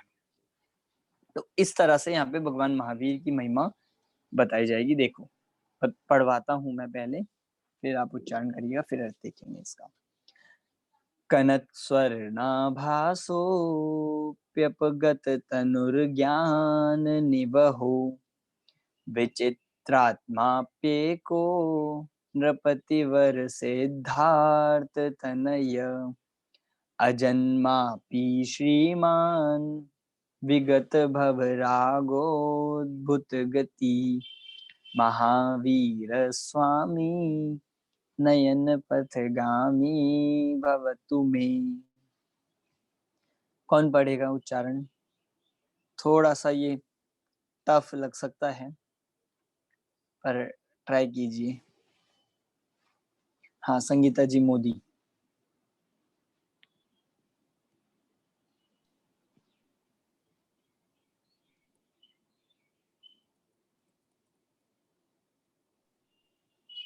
हाँ जी, सॉरी। जय जिनेन्द्र। जय जिनेन्द्र। हाँ जी। कनत स्वर्णाभासो दप्तकत तनुर्ज्ञान निवहो विचित्रात्मापेको नृपतिवर सिद्धार्थ तनय अजन्मापि श्रीमान विगत भवग्रागोद्भुत गतिः महावीर स्वामी नयन पथगामी भवतु मे। बिल्कुल सही, ठीक है। तो वैसे संस्कृत कोई ज्यादा टफ नहीं है, हिंदी ही लिखी गई है, बस ये हिंदी थोड़ी जोड़ के लिखी गई है। हम अब वो बात अलग है कि कुछ लोगों की हिंदी ही अगर थोड़ी टूटी फूटी हो, या हिंदी में ही थोड़ा सा हमें, क्योंकि हम कोई गुजराती होगा, कोई मराठी होगा, कोई कन्नड़ होगा, तो इतना अगर हमें हिंदी में थोड़ी कठिन होगी तो हमें संस्कृत मुश्किल लग सकती है। पर बाकी हिंदी के अलावा और संस्कृत में कुछ नहीं है। तो देखिए क्या बता रहे हैं, कनत स्वर्णाभासो अपि अपगत तनुर ज्ञान निवहो। देखिए क्या कह रहे हैं इसमें, इसका अगर हम हाँ अर्थ इसका शब्दों से देखें तो कनत स्वर्णा, कनत मतलब क्या होता है कि ये कह रहे हैं कि स्वर्ण जैसा, और कैसा स्वर्ण कि जो बिल्कुल चमकदार। कनत मतलब होता है बिल्कुल एकदम तप्त, जो बिल्कुल एकदम चमकता हुआ सोना हो, तपाया हुआ सोना हो, जो बिल्कुल जिसकी प्रकाश यूं चमक रहा हो, आभा सहित हो, ऐसा कनत स्वर्णा आभासो, उसकी आभा मतलब उसके आभास, उसकी भास शब्द है, पूरा आभास मतलब उसकी आभास सहित, जैसे उसकी किरणें होती हैं, उसकी लालिमा होती है, आभा होती है, ऐसे ही आप हो। कैसा है? और आपका शरीर, ये शरीर की महिमा है, जो परमोदारिक शरीर है उसकी महिमा इसमें की गई है। आगे, अपगत तनुर्ज्ञान निवहो। देखिए, अब यहाँ पर अपी लगा के, अपी मतलब भी लगाकर यहाँ पे दूसरा स्टेटमेंट कह रहे हैं जो बिल्कुल इससे कंट्राडिक्टरी है। पहले तो क्या कह दिया कि हे भगवान, आपका शरीर कैसा है कि चमकदार सोने के जैसा है, बिल्कुल एकदम चमकाया हुआ, बिल्कुल एकदम जो स्वर्ण चमक रहा है, ऐसे स्वर्ण जैसा आपका शरीर होने पर भी लगा के फिर कह दिया कैसे हो कि तनु ज्ञान निवहो, कि आप तनु ज्ञान, तनु मतलब होता है शरीर, और ज्ञान शरीर वाले हो, ऐसा भी हम कह सकते हैं। और दूसरा इसको कहा गया है अपगत तनु, कि शरीर रहित हो और ज्ञान शरीरी हो, ज्ञान निवहो मतलब ज्ञान शरीरी। तो ये क्या, इसमें विरोधाभास क्या हुआ कि एक तरफ तो कह रहे हो कि आपका शरीर सोने जैसा चमकता है और दूसरी तरफ कह रहे हो शरीर रहित हो, तो ये दोनों बातें है कि नहीं विरुद्ध? तो बताइए कुंजन जी, भगवान शरीर रहित है या ये ज्ञान शरीर, या फिर शरीर रहित है या फिर सोने जैसा चमकदार शरीर है उनका? ये बहिरंग और अंतरंग की बात चल रही है, सो अंतरंग से वो बोल रहे हैं कि ज्ञान के हिसाब से बोल रहे हैं, और बहिरंग में वो स्वर्ण की तरह तप रहा है सब। बिल्कुल बिल्कुल सही है कि बहिरंग और अंतरंग से दोनों बात हो गई, कि बहिरंग से देखे तो आपका सोने के समान चमकता हुआ शरीर है, और अंतरंग से देखे तो आप शरीर रहित हो, ज्ञान शरीरी हो। आपका शरीर कैसा है कि जो मतलब शरीर रहित को हम दूसरी तरह से ये भी कह सकते हैं कि जो सोने जैसा शरीर होने पर भी उससे ममत्व नहीं है, उसे कहेंगे शरीर रहित होना। तो ये अंतरंग और बहिरंग दोनों से पहली लाइन में विरोधाभास बता दिया। दूसरा, विचित्र आत्मा अपि एको, यहां पर इतने में ही बताया कि विचित्र आत्मा हो और भी लगा के फिर क्या दिया, एक हो, विचित्र भी हो और एक भी हो। विचित्र मतलब अनेकता होती है और एक भी हो। विचित्र कैसे हो? क्योंकि भाई आपके ज्ञान में बहुत सारे ये झलक रहे हैं, आपके ज्ञान में हजारों लाखों अनंतों पदार्थ झलक रहे हैं, इसलिए आप अनेक हो। और इतने पदार्थ झलकने पर भी आपका ज्ञान बहुत रूप नहीं हो रहा, आपका ज्ञान एक ही रहता है, इसलिए आप एक हो। ये दोनों चीज हो गई, एक भी और अनेक भी। समझ आ रहा है ये? किसी को नहीं आया हो तो आप पूछ लीजिएगा। सर एक बार पहले का रिपीट कीजिए ना, बाहर से और अंदर का शरीर और ज्ञान। बहिरंग दृष्टि से देखा जाए तो आप तपाए हुए सोने के समान आभा वाले हो, और अंतरंग से देखे तो आप शरीर रहित हो, जिसे हम कह सकते हैं ज्ञान शरीरी हो, ज्ञान ही आपका शरीर है। ठीक है। और सेकंड लाइन में यहाँ पे कह दिया कि अभी सेकंड लाइन के फर्स्ट वर्ड में कि विचित्र हो और एक हो। दूसरा, नृपति वर सिद्धार्थ तनया, कि महाराजा सिद्धार्थ के पुत्र हो। नृपति मतलब राजा, वर मतलब महाराजा, राजाओं में भी जो श्रेष्ठ, ऐसे नृपति वर कौन? सिद्धार्थ, राजा सिद्धार्थ, और तनय मतलब होता है पुत्र। ऐसे महाराजा सिद्धार्थ के आप कौन हो? पुत्र हो। ठीक है। उनके पुत्र होने पर भी कैसे हो? तो फिर आया थर्ड लाइन में अजन्मा अपि,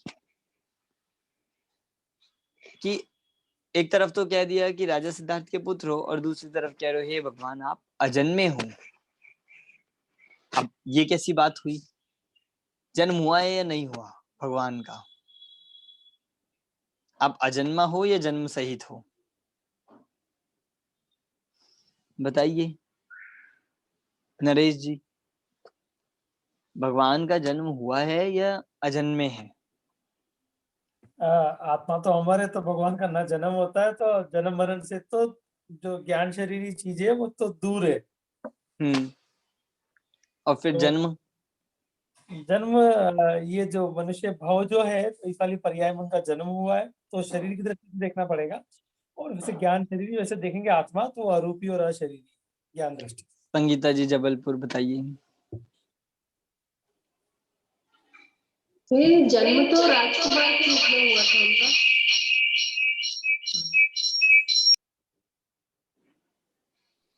जन्म तो राजकुमार के रूप में हुआ था, भगवान तो वो बाद में बने थे ना। ठीक है, मतलब बिल्कुल सही है दोनों के आपके उत्तर।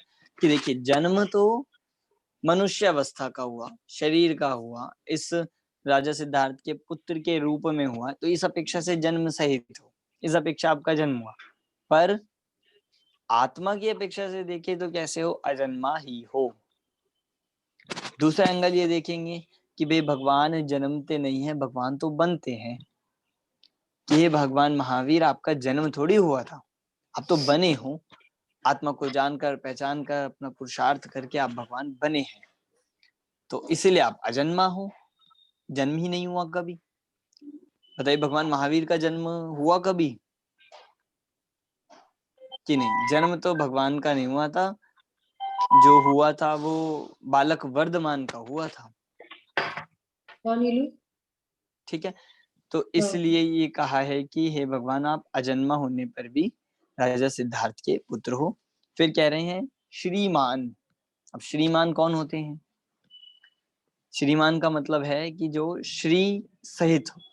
श्री मतलब यहाँ पर ये कहेंगे कि अंतरंग और बहिरंग लक्ष्मी सहित, लक्ष्मी सहित हो, जो केवल ज्ञान रूपी लक्ष्मी, अनंत चतुष्टय की लक्ष्मी जिनके सहित हो, ऐसा जो उनसे संपन्न हो, ऐसे उससे सहित हो, ऐसे आप हो। और विगत भव रागोद्भूत गति। अब यहाँ भी एक विरोधाभास कहा कि एक तरफ लक्ष्मी सहित हो और एक तरफ कह रहे हैं कि संसार के राग उद्भव गति, मतलब राग से विगत भव, उससे आप रहित हो, विगत हो चुका है, मतलब आपका ना वो राग नष्ट हो चुका है। तो लक्ष्मी भी है और राग भी नष्ट हो चुका है, ऐसे कैसे हो सकता है? दोनों बातें हैं कि जगत के प्रति राग नष्ट हो चुका है, जगत की लक्ष्मी का त्याग कर चुके हैं, और केवल ज्ञान रूपी लक्ष्मी, समोषण आदि जो लक्ष्मी है उसे प्राप्त कर चुके हैं। तो ये हो गया विगत भव रागोद्भुत गति। ठीक है, और लास्ट लाइन में ये कहा महावीर स्वामी नयन पथगामी भवतु न। हे भगवान महावीर, ऐसे भगवान महावीर हमारे नयन पथगामी होवे। समझ आ गया पांचवा? चलिए अगला पढ़ते हैं, अगले की तरफ पढ़वाता हूं मैं। यदि या गंगा विविध नय कल्लोल, विविध नय कल्लोल विमला बृहद्ज्ञानाम्भोभिर् जगति जनतां या स्नपयति इदानीमप्येषा बुद्धजनमरालै परिचिता महावीर स्वामी नयन पथगामी भवतु मे। कि देखो अब यहाँ पर इस छठवें छंद में भगवान महावीर की जो वाणी है, दिव्य ध्वनि है, उसकी महिमा की गई है। ये इसका आप टाइटल कर सकते हो, भगवान महावीर की वाणी की महिमा की गई है। अब कैसी है वो वाणी, कैसी है वो दिव्य ध्वनि? तो देखो इसके लिए एक एग्जाम्पल दे दिया, वाणी रूपी गंगा। यदि मतलब जिनकी वाक गंगा, वाक गंगा मतलब वाणी रूपी गंगा, जो उनकी ये गंगा सरिता बह रही है, कैसी है? विविध नय कल्लोल विमला। ये विविध अनेक प्रकार के नय रूपी कल्लोल, अर्थात नयों से, कल्लोल हम ये कह सकते हैं उनकी, जैसे नदी में, समुद्र में बहुत लहरें आती हैं, ऐसे यहाँ पर भी कह रहे हैं कि आपकी वाणी कैसी है, कि जिसमें अनेक प्रकार की नयों की लहरें हैं, कभी निश्चय, कभी व्यवहार, कभी किसी प्रकार से, मतलब ऐसी अनेक प्रकार की लहरें जिसमें आ रही है, कि ऐसी आपकी वाणी है। मतलब भगवान की वाणी कैसी है, अनेकांतमयी है, स्यादवादमयी है, नयों से भाषा में है। तो इसलिए उसको कह रहे हैं विविध, नए, कल्लोल, और कैसी है, विमल है, निर्मल है, पवित्र है। फिर बृहद ज्ञानाम भोभीर, कि बृहद मतलब बहुत, अगाध है, बहुत ही जिसमें जल समूह भरा हुआ है, ऐसी होती है नदी। और यहाँ पे आपकी ज्ञान वाणी रूपी गंगा कैसी है, जिसमें ज्ञान अम्भोभी, मतलब जिसमें ज्ञान रूपी जल भरा हुआ है। अम्भोभी मतलब यहाँ पे लिया, अम्भोभी मतलब होता है जल, तो जिसमें ज्ञान रूपी जल भरा पड़ा है, ऐसी गंगा कैसी है, जगती, कि जगती मतलब जगत में, जनताम जनता को, जगत के जीवों को मतलब जनता को, या अर्थात जो स्नपयति, स्नपयति अर्थात स्नान कराती है, निलाती है। कौन निला रही है, कि आपकी वाणी रूपी गंगा जगत के जीवों को अपने ज्ञान समुद्र में, बहुत ज्ञान के अगाध जल में क्या कर रही है, निला रही है। नहा रहे हैं कि नहीं हम ज्ञान रूपी गंगा में। तो ये बता रहे हैं कि अब आज हमें जो भगवान महावीर की दिव्य ध्वनि प्राप्त है, हर तरफ से हमें आज उसके साधन है, हर तरफ से उसकी सुविधा है, ट्रांसलेशंस है, पीडीएफ्स है, हर विद्वान आचार्य इतनों ने इस पे काम किया, सरल भाषा में प्रस्तुत किया। तो ये सब हम उस ज्ञान रूपी गंगा में नहा रहे हैं। अब कितना नहा रहे हैं ये हमें देखना है, कहीं नहाते हुए भी उसमें से हम बिना भीगे ना रह जाए, कि हम सूखे ही ना निकल जाए। तो ये हमें विचार करना है। तो ऐसी एक गंगा कैसी है। और फिर थर्ड लाइन में इदानीम अप्येषा बुद्ध जन मरालई परिचिता, और इदानीम अर्थात अभी, इस समय भी भगवान महावीर के टाइम पे तो उनकी दिव्य ध्वनि से अनेक जीव नहाए ही, तो उनका कल्याण हुआ, भी सुखी हुए तो हुआ ही।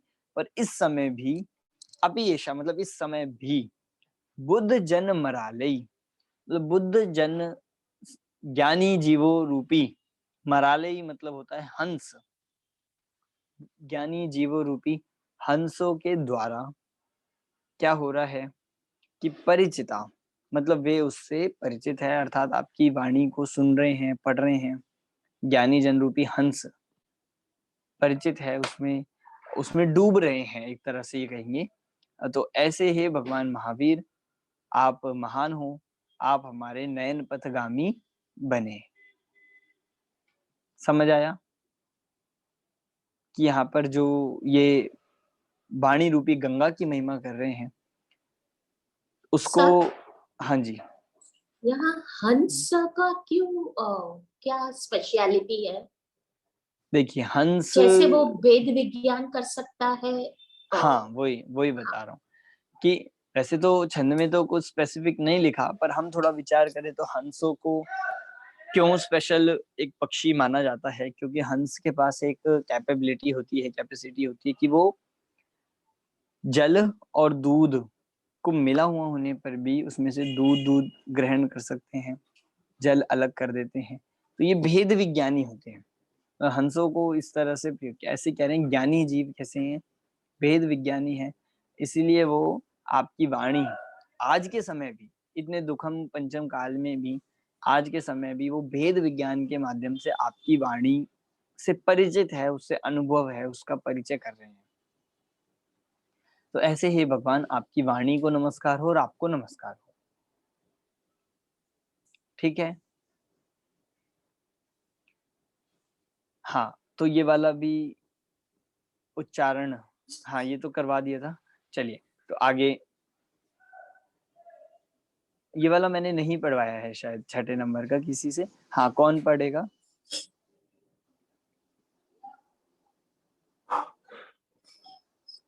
हाँ नीलम जी पढ़िए। सो मैं सिर्फ ट्राई करूंगी। यदि आवांगंगा विविध नय कलोल विमला विहज्जग ज्ञान मोपीर्जगति जन्ताया स्नपयति इदानीमप्येषा बुधजनमरालेह परिचिता महावीर स्वामी नयन पथगामी भवतु मे। चलिए, आपने बहुत अच्छा ट्राई किया। देखिए, ये हमने छंद देख लिया। इसमें भगवान महावीर की वाणी कैसी है, गंगा, उसकी महिमा यहाँ पर की गई है। अब 7वां छंद पढ़ता हूं मैं यहाँ से, उसको हम ध्यान से उच्चारण सुनिएगा। चलिए।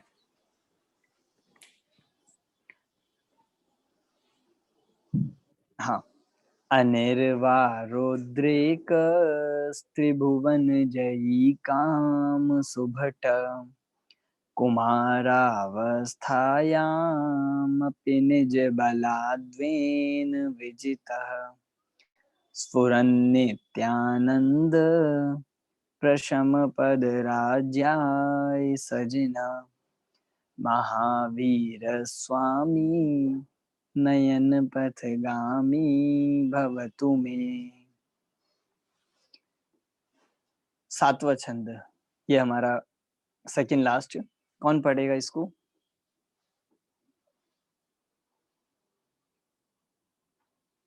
हाँ, विनीता जी अजमेर।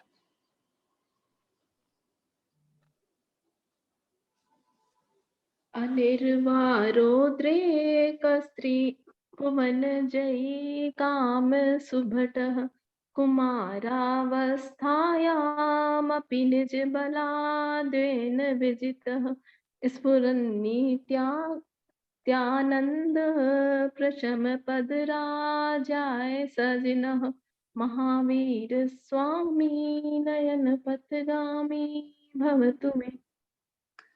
बिल्कुल सही, ठीक है। देखिए, अर्थ देखते हैं इसका। अब यहाँ पर भगवान महावीर ने किस तरह काम भाव को जीता। भगवान महावीर जो बाल्यती थे, बाल ब्रह्मचारी थे, उस चीज की महिमा इस 7वें छंद में बता रहे हैं। अनिर्वार रोद्रेक, अनिर्वार, अनिर्वार मतलब जिसको रोका नहीं जा सकता। अनिर्वार है जो, जिसको मतलब रोकना आसान ना हो, सरल ना हो, ऐसा अनिर्वार। उद्रेकः, उद्रेकः मतलब कि जिसका प्रवाह, जिसका वेग बिल्कुल अनस्टॉपेबल हो, जिसको रोका नहीं जा सकता हो, ऐसा मतलब रोकना सरल ना हो, ऐसा त्रिभुवन जयी काम सुभटा, ऐसे 3 भुवन को जीतने वाला। कौन है 3 भुवन को जीतने वाले? किसके लिए कह रहे हैं यहाँ पे 3 भुवन को जीतने वाला? भगवान महावीर स्वामी। कि यहाँ भगवान महावीर को नहीं कह रहे 3 भुवन को जीतने वाला, यहाँ कह रहे हैं काम भाव को कह रहे हैं। त्रिभुवन जयी काम सुभटा, कि जो काम भाव है वो उसे कह रहे हैं कि वो 3 लोग को जीतने वाला है। मतलब कि वो जो काम भाव है, जो वासना है, उस काम भाव को 3 भुवन के मतलब तीनों लोगों के जीव जीत नहीं पाते हैं। इतना महान है वो, मतलब इतनी वो कषाएं, इतनी वो वासना इतनी तीव्र वेग वाली होती है कि व्यक्ति सारी चीजों को जीत लेगा, बड़े से बड़ा योद्धा होगा, वो सब लोगों को हरा देगा, सब शत्रुओं को हरा देगा, पर वो अपनी काम वासना को नहीं जीत पाता। इसलिए काम भाव को कह रहे हैं कि वो 3 भुवन को जीतने वाला ऐसा काम रूपी सुभट है, योद्धा है। पर ऐसा होने पर भी अब अच्छी बात तो क्या है कि कुमारावस्थायामपि निज बलाद येन विजिता, कि कुमार अवस्था में ही, कुमारावस्थायामपि मतलब कुमार अवस्था में ही आपने क्या कर दिया? निज बलाद्येन, अपने बल से, अपने अंतरंग बल से, अपने निज बल से क्या करा?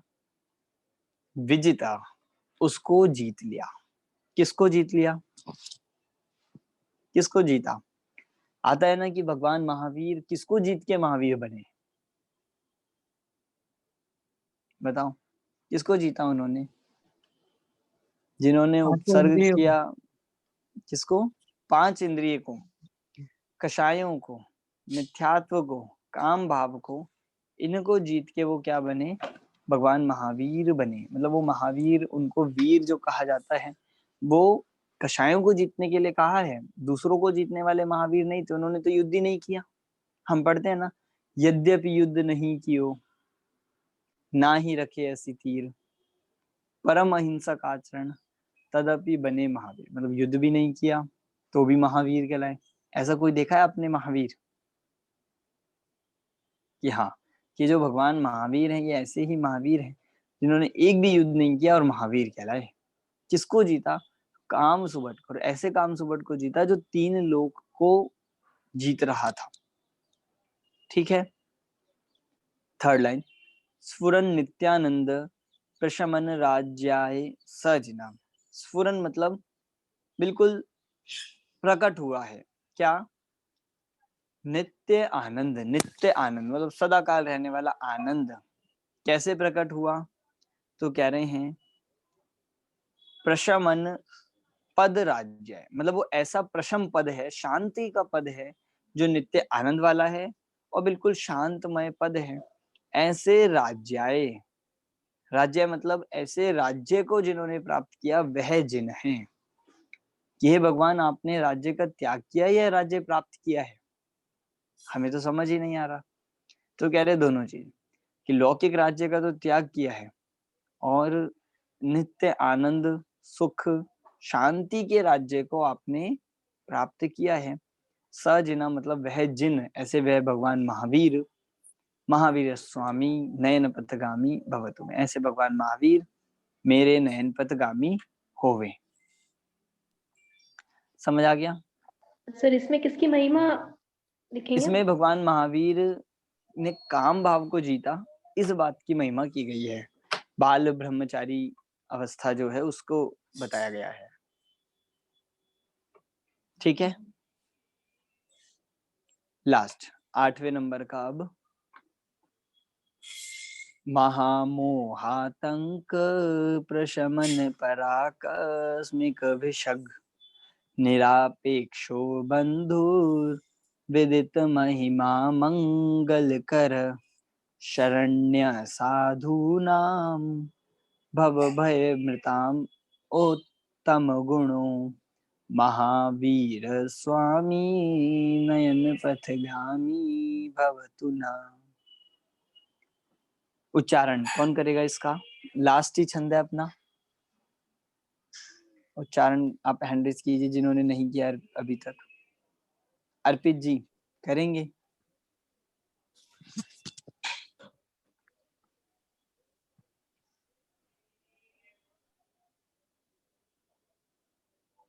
अर्पित जी आपको आवाज आ रही है?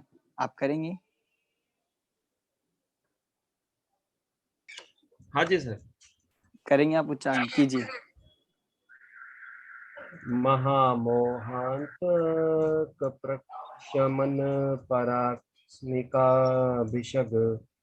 निरापेक्षो बंधु विदित महिमा मंगल करः, शरण्य साधूनां भव भय मृतामुत्तम गणो, महावीर स्वामी नयन पथगामी भवतु मे। ठीक है, बहुत अच्छा ट्राई किया आपने। अभी और हम और सीख जाएंगे और सुधार आ जाएगा। कहाँ रुकना है? और कोई करेगा? और हैंड रेज जो किए गए थे,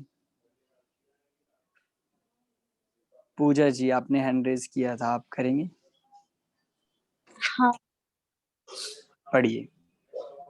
महामोहांत प्रकाशमन पराकस्मिक भिषग, निरापेक्षो बंधुर्विदत्त महिमा मंगलकरः, शरण्यः साधूनां भवभय मृतामृतमगुणो, महास्वामी नयन पथगामी में।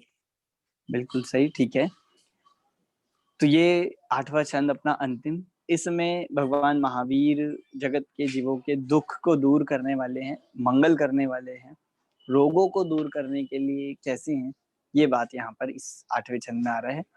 देखिए महामोहातंक, महामोहांतक मतलब महामोह, जो ऐसा मोह है, जो महामोह है, ऐसे मोह रूपी रोग को मोहांतक मतलब मोह को अंत करने वाले, मोह को दूर करने वाले, शांत करने वाले, अंतक मतलब दूर करने वाले, कैसे हो?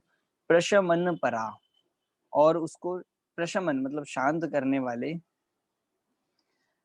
क्या हो? आकस्मिक भिषग। आकस्मिक मतलब होता है कि जो बिल्कुल किसी प्रकार की जिसको इच्छा ना हो। आकस्मिक, हाँ, आकस्मिक का मतलब का अर्थ है अचानक, जो बिल्कुल अचानक से हो, सहज ही रूप से जो ऐसे हो। भिषग मतलब होता है वैद्य, डॉक्टर। तो ऐसे महामोह को दूर करने वाले, शांत करने वाले, आकस्मिक अचानक प्राप्त होने वाले वैद्य के समान हो। और कैसे हो? निरापेक्ष बंधु हो। कि कैसे बंधु हो? कैसे आप कहो संबंधी हो, मित्र हो, जो निरापेक्ष हो, जिनको किसी भी तरह की अपेक्षा ना हो। ये हम ऊपर वैद्य पे भी लगा सकते हैं और मित्र बंधु पे भी, क्योंकि जो जगत के वैद्य है या जगत के डॉक्टर है, वो तो कोई ना कोई अपेक्षा रख रहे हैं। मतलब वो आपसे धन लेंगे तब वो आपका इलाज करेंगे। पर आप कैसा इलाज करते हो, आप कैसे हमारे रोगों को दूर करते हो? निरापेक्ष, किसी भी प्रकार की आपको इच्छा नहीं है। ऐसे निरापेक्ष निस्वार्थ हो। निरापेक्ष का मतलब है निस्वार्थ बंधु हो, निस्वार्थ मित्र हो। विदित महिमा मंगल करा। और क्या जानते हो? इस बात से पूरा जगत जानता है, इस बात को सारा जगत आपकी महिमा जानता है कि आप मंगल कर हो, मंगल करने वाले हो, जगत के जीवों को दुखों को दूर करने वाले हो। ऐसे आप निरपेक्ष बंधु हो और आकस्मिक मिलने वाले वैद्य हो। और कैसे हो? शरण्य साधु नाम, साधु जीवों के लिए शरण हो। जगत के साधु पुरुषों के लिए, साधुओं के लिए, मुनियों के लिए, श्रावक के लिए, सब आ जाएंगे इसमें। उनके लिए शरण हो। और भव, कैसे हैं वो साधु? भव भय अमृत उत्तम गुण, मतलब भव भय जो संसार के जीव, संसार के ऐसे साधु है जो संसार के दुखों से दुखी है, भयभीत है। भव भय, भव भय इतना लिया और फिर क्या लिया? अमृत उत्तम गुण। और ऐसे उत्तम गुण, इसको हम अगर हम विच्छेद करेंगे तो निकलेगा भव भयम ऋत। भव रूपी भय से जो दुखी हैं, और आप कैसे हो? उत्तम गुण के जो धारक है। ऐसे उत्तम गुण के धारक महावीर स्वामी आप हमारे नयनपथगामी होवे। तो हे भगवान, आप मंगलकारी भी हो, शरण भी हो और उत्तम गुणों के धारी भी हो। तो उत्तम, मंगल, शरण तीनों ले लिए। तो ऐसे भगवान महावीर आप हमारे नयनपथगामी होवे। ऐसे यहाँ पे महिमा इस 8वें छंद में की गई है। हाँ कुंजन जी। यहाँ पे भव भय मतलब भयभीत क्यों गिना गया है साधुओं को? बिकॉज ऐसा हम गिनते हैं जो दर्शन से तो वो देखिए, नहीं। भयभीत कहने का इससे हमें तात्पर्य समझना होगा। भयभीत कहने का मतलब जिन्हें संसार में दुख लगता है, जो संसार से अब दुखी हैं, संसार से पार होना चाहते हैं, भयभीत है। जैसे टोडरमल जी ने भी लिखा ना कई जगह कि संसार का भय होना चाहिए, पापों का भय होना चाहिए, परिणाम बिगड़ने का भय रखो। उस तरह से यहाँ पे कहा जो संसार से भयभीत है। ठीक है, ठीक है, सर यहाँ पे हाँ जी, हाँ जी। सर यहाँ पे भय से ये भी तो तात्पर्य लगा सकते हैं कि प्रत्येक जीव को मरने का भय रहता है, वो हर समय भयभीत रहता है। देखिए, वो चीज यहाँ इसलिए नहीं लगेगी क्योंकि बात चल रही साधुओं की। साधु के लिए लगाया ना कि भव से भयभीत। साधु तो निर्भय होते हैं, और ये सामान्य जीवों के लिए जो बात कही जाएगी वो यहाँ साधु पे पर्टिकुलर नहीं लगेगी। साधु को तो कहा कि बस वो संसार से दुखी हैं, संसार के दुख से छूटना चाहते हैं। अब उन्हें पंच परावर्तनों का भय है, वो अब इससे पार होना चाहते हैं। इसको हम लगा सकते हैं। और सामान्य बात तो फिर है ही, प्रत्येक जीव दुख से डरता है और सुख की प्राप्ति करना चाहता है। तो इसमें किसकी महिमा है? इस समय भगवान के मतलब मंगल, उत्तम और शरण, इस बात को बताया गया है कि आप कैसे आप मंगल, उत्तम, शरण हो। ठीक है। अंतिम जो 9वां है वो उसमें नाम आ गया और फल बताया। इसका फल, रचिता का नाम और फल क्या है देखो। महावीराष्टकं स्तोत्रं भक्त्या भाग्येन्दुना कृतं य पठेत् शृणुयात् चापि स याति परमां गतिम्। कि महावीर अष्टक स्तोत्र को भक्त्या मतलब भक्ति से, भक्ति पूर्वक, भागेन्दुना कृतम, और किसके द्वारा लिखा गया है ये महावीर अष्टक? भागचंद कवि के द्वारा, पंडित भागचंद जी के द्वारा। ऐसे भागेंदु के द्वारा लिखित ऐसे महावीर अष्टक स्तोत्र को भक्ति पूर्वक जो यह पठेत, जो पढ़ता है, शृणुयात, जो सुनता है, च अपि, जो पाठ करता है, इसका पढ़ता है या सुनता भी है भक्ति पूर्वक, वह क्या होता है? सह याति परमाम गति, वह परम गति को प्राप्त होता है। वह परम गति अर्थात मोक्ष गति को, सुख, सच्चे सुख को प्राप्त करता है। ये इसका फल बता दिया लास्ट लाइन में। समझ आ गया? इसको कौन पढ़ेगा? इस वाले छंद को, अनुष्टुप छंद है, जिन्होंने अभी तक नहीं पढ़ा हो वे हैंड रेज कर सकते हैं। मुझे दिख तो रहे हैं कुछ नाम, पर आप खुद ही हैंड रेज कीजिए। हाँ, संगीता जी।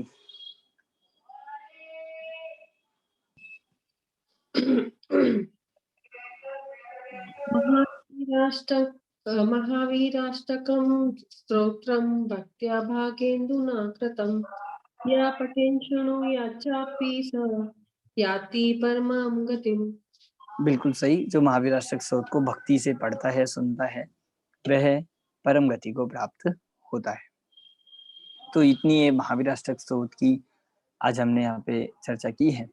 कोई शब्द, कोई छंद में कोई पंक्ति हो, आप देख लीजिए एक बार फटाफट से, उसमें आपको किसी को कोई डाउट हो तो आप पूछ सकते सर एक बार मेरा नेट जो चला गया था, उसमें 5th वाले का और 4th वाले का महिमा क्या है? मतलब अच्छा, reason, 4th हाँ। वाले में कि हे भगवान, आपके दर्शन से क्या प्राप्त होगा, आपके दर्शन का फल क्या है, तो उसमें मेंढक का उदाहरण देके बताया है। अर्थ तो आपने सुना होगा? नहीं सुना सर, 4th वाला सिर्फ एक बता दीजिए, वो छूट गया था। हाँ, कि आपके अर्चना भाव से, प्रसन्न चित्त से जब मेंढक भी ऐसे समृद्धशाली स्वर्ग को प्राप्त हो सकता है, तो जो आपके सद्भक्त हैं वो मोक्ष सुख को प्राप्त क्यों नहीं कर सकते? और दूसरी तरह से ऐसे कहा, अगर वो मोक्ष सुख को प्राप्त कर ले, इसमें क्या आश्चर्य है? जब एक सामान्य सा मेंढक स्वर्ग तक जा सकता है, तो ये तो सद्भक्त हैं, इन्हें तो मोक्ष जाना ही चाहिए। तो ये भगवान, समाज मतलब समूह होता है, जीव होता है, तो शिव सुख समाज मतलब मोक्ष समाज, मतलब सिद्धों की समाज, सिद्ध शिला। तो सिद्ध शिला को प्राप्त कर ले सद्भक्त, इसमें क्या आश्चर्य है? ऐसा यहाँ पे कह दिया। और सर पांचवें में, की महिमा, थर्ड वाले की महिमा क्या थी? थर्ड वाले में ये बताया था कि हे भगवान, आपको जब जीव, आपको देव, हाँ देव आपको जब नमस्कार करते हैं, तो कैसे आपका ये शरीर शोभायमान होता है कि 3 लोक के जीव आपको नमस्कार करते हैं। इसको बता के कहा कि आप सब जीवों के संसार के दुख को हरने वाले हो। अग्नि वाला जो उदाहरण इसमें दिया था, अग्नि और जल का। और सर 5th वाले की में महिमा, 5th में जो बताया था वो विरोधाभास अलंकार के 4 प्रयोग इसमें किए गए थे। शरीर सोने जैसा है और शरीर रहित हो, विचित्र हो फिर भी एक हो, सिद्धार्थ राजा के पुत्र हो तो हाँ, और अजन्मे हो, और लक्ष्मी सहित हो, और तो भी राग रहित हो। ठीक है सर, ठीक है। Thank you. हाँ कुंजन जी, आप कुछ पूछ रहे हैं, पूछिए। मुझे छठे पद में जो आपने कहा ना कि उसमें नए दोनों प्रकार के नए मतलब यहाँ गिने उनकी वाणी में, तो अरिहंत के हिसाब की जो वाणी होती है वो तो निश्चय नय के हिसाब से ही होती होगी, राइट? नहीं, ज्ञान उनकी वाणी, क्योंकि भगवान के लिए नए नहीं है, उन्होंने जो उपदेश दिया वो जीवों के लिए है, और उनके उपदेश में निश्चय नय का भी स्वरूप आएगा और व्यवहार का भी। नहीं तो फिर प्रश्न ये उठेगा, जो व्यवहार नय का उपदेश है ये आया कहाँ से है फिर? अगर उनकी वाणी में सिर्फ निश्चय नय का ही उपदेश होता तो व्यवहार का उपदेश आया कहाँ से? इसलिए कहा कि व्यवहार नय हो निश्चय नय हो, दोनों है तो सम्यक ज्ञान के अंश है, सच्ची वाणी के ही अंश। ओके। और एक क्वेश्चन ये था कि जो पद है उसमें जो जैसे गिना जाए तो अरिहंत अवस्था के हिसाब से गिने, मतलब ये पूरा पूरा ही स्तोत्र जो है अरिहंत वो अवस्था अरिहंत है, अवस्था हाँ, के लिए ठीक है, पूरा ही। ठीक है। हाँ जी, अर्पित जी।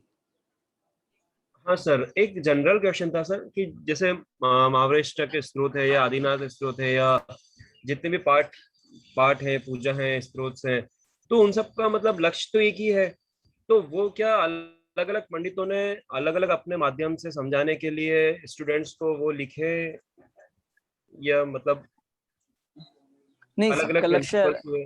सबका लक्ष्य एक ही है, पर विषय तो अलग अलग है सबकी विषय वस्तु।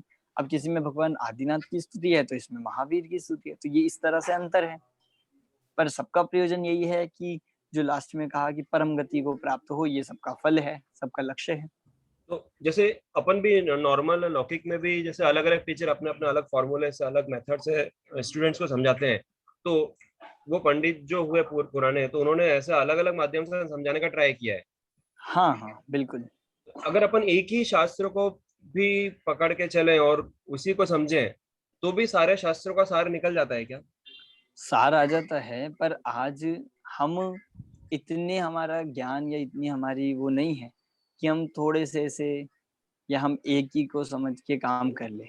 इसीलिए विविधता बताई गई है, क्योंकि हम क्या होगा, हम थोड़ा सा पढ़ते हैं, एक ही शास्त्र पढ़ेंगे तो बोर हो सकते हैं, हो सकता है हमें उसमें रुचि ना हो, समझ ना आए उतना, इसलिए विविध शास्त्र बनाए, इसलिए 4 अनुयोग बनाए। आपकी जैसी रुचि हो, जब जिस समय की जैसा लग रहा हो, उस अनुसार आप पाठ कर सकते हैं, पढ़ सकते हैं, उसका स्वाध्याय कर सकते हैं, कभी मुख्य गौण करके कर सकते हैं, इसलिए अलग अलग लिया गया है।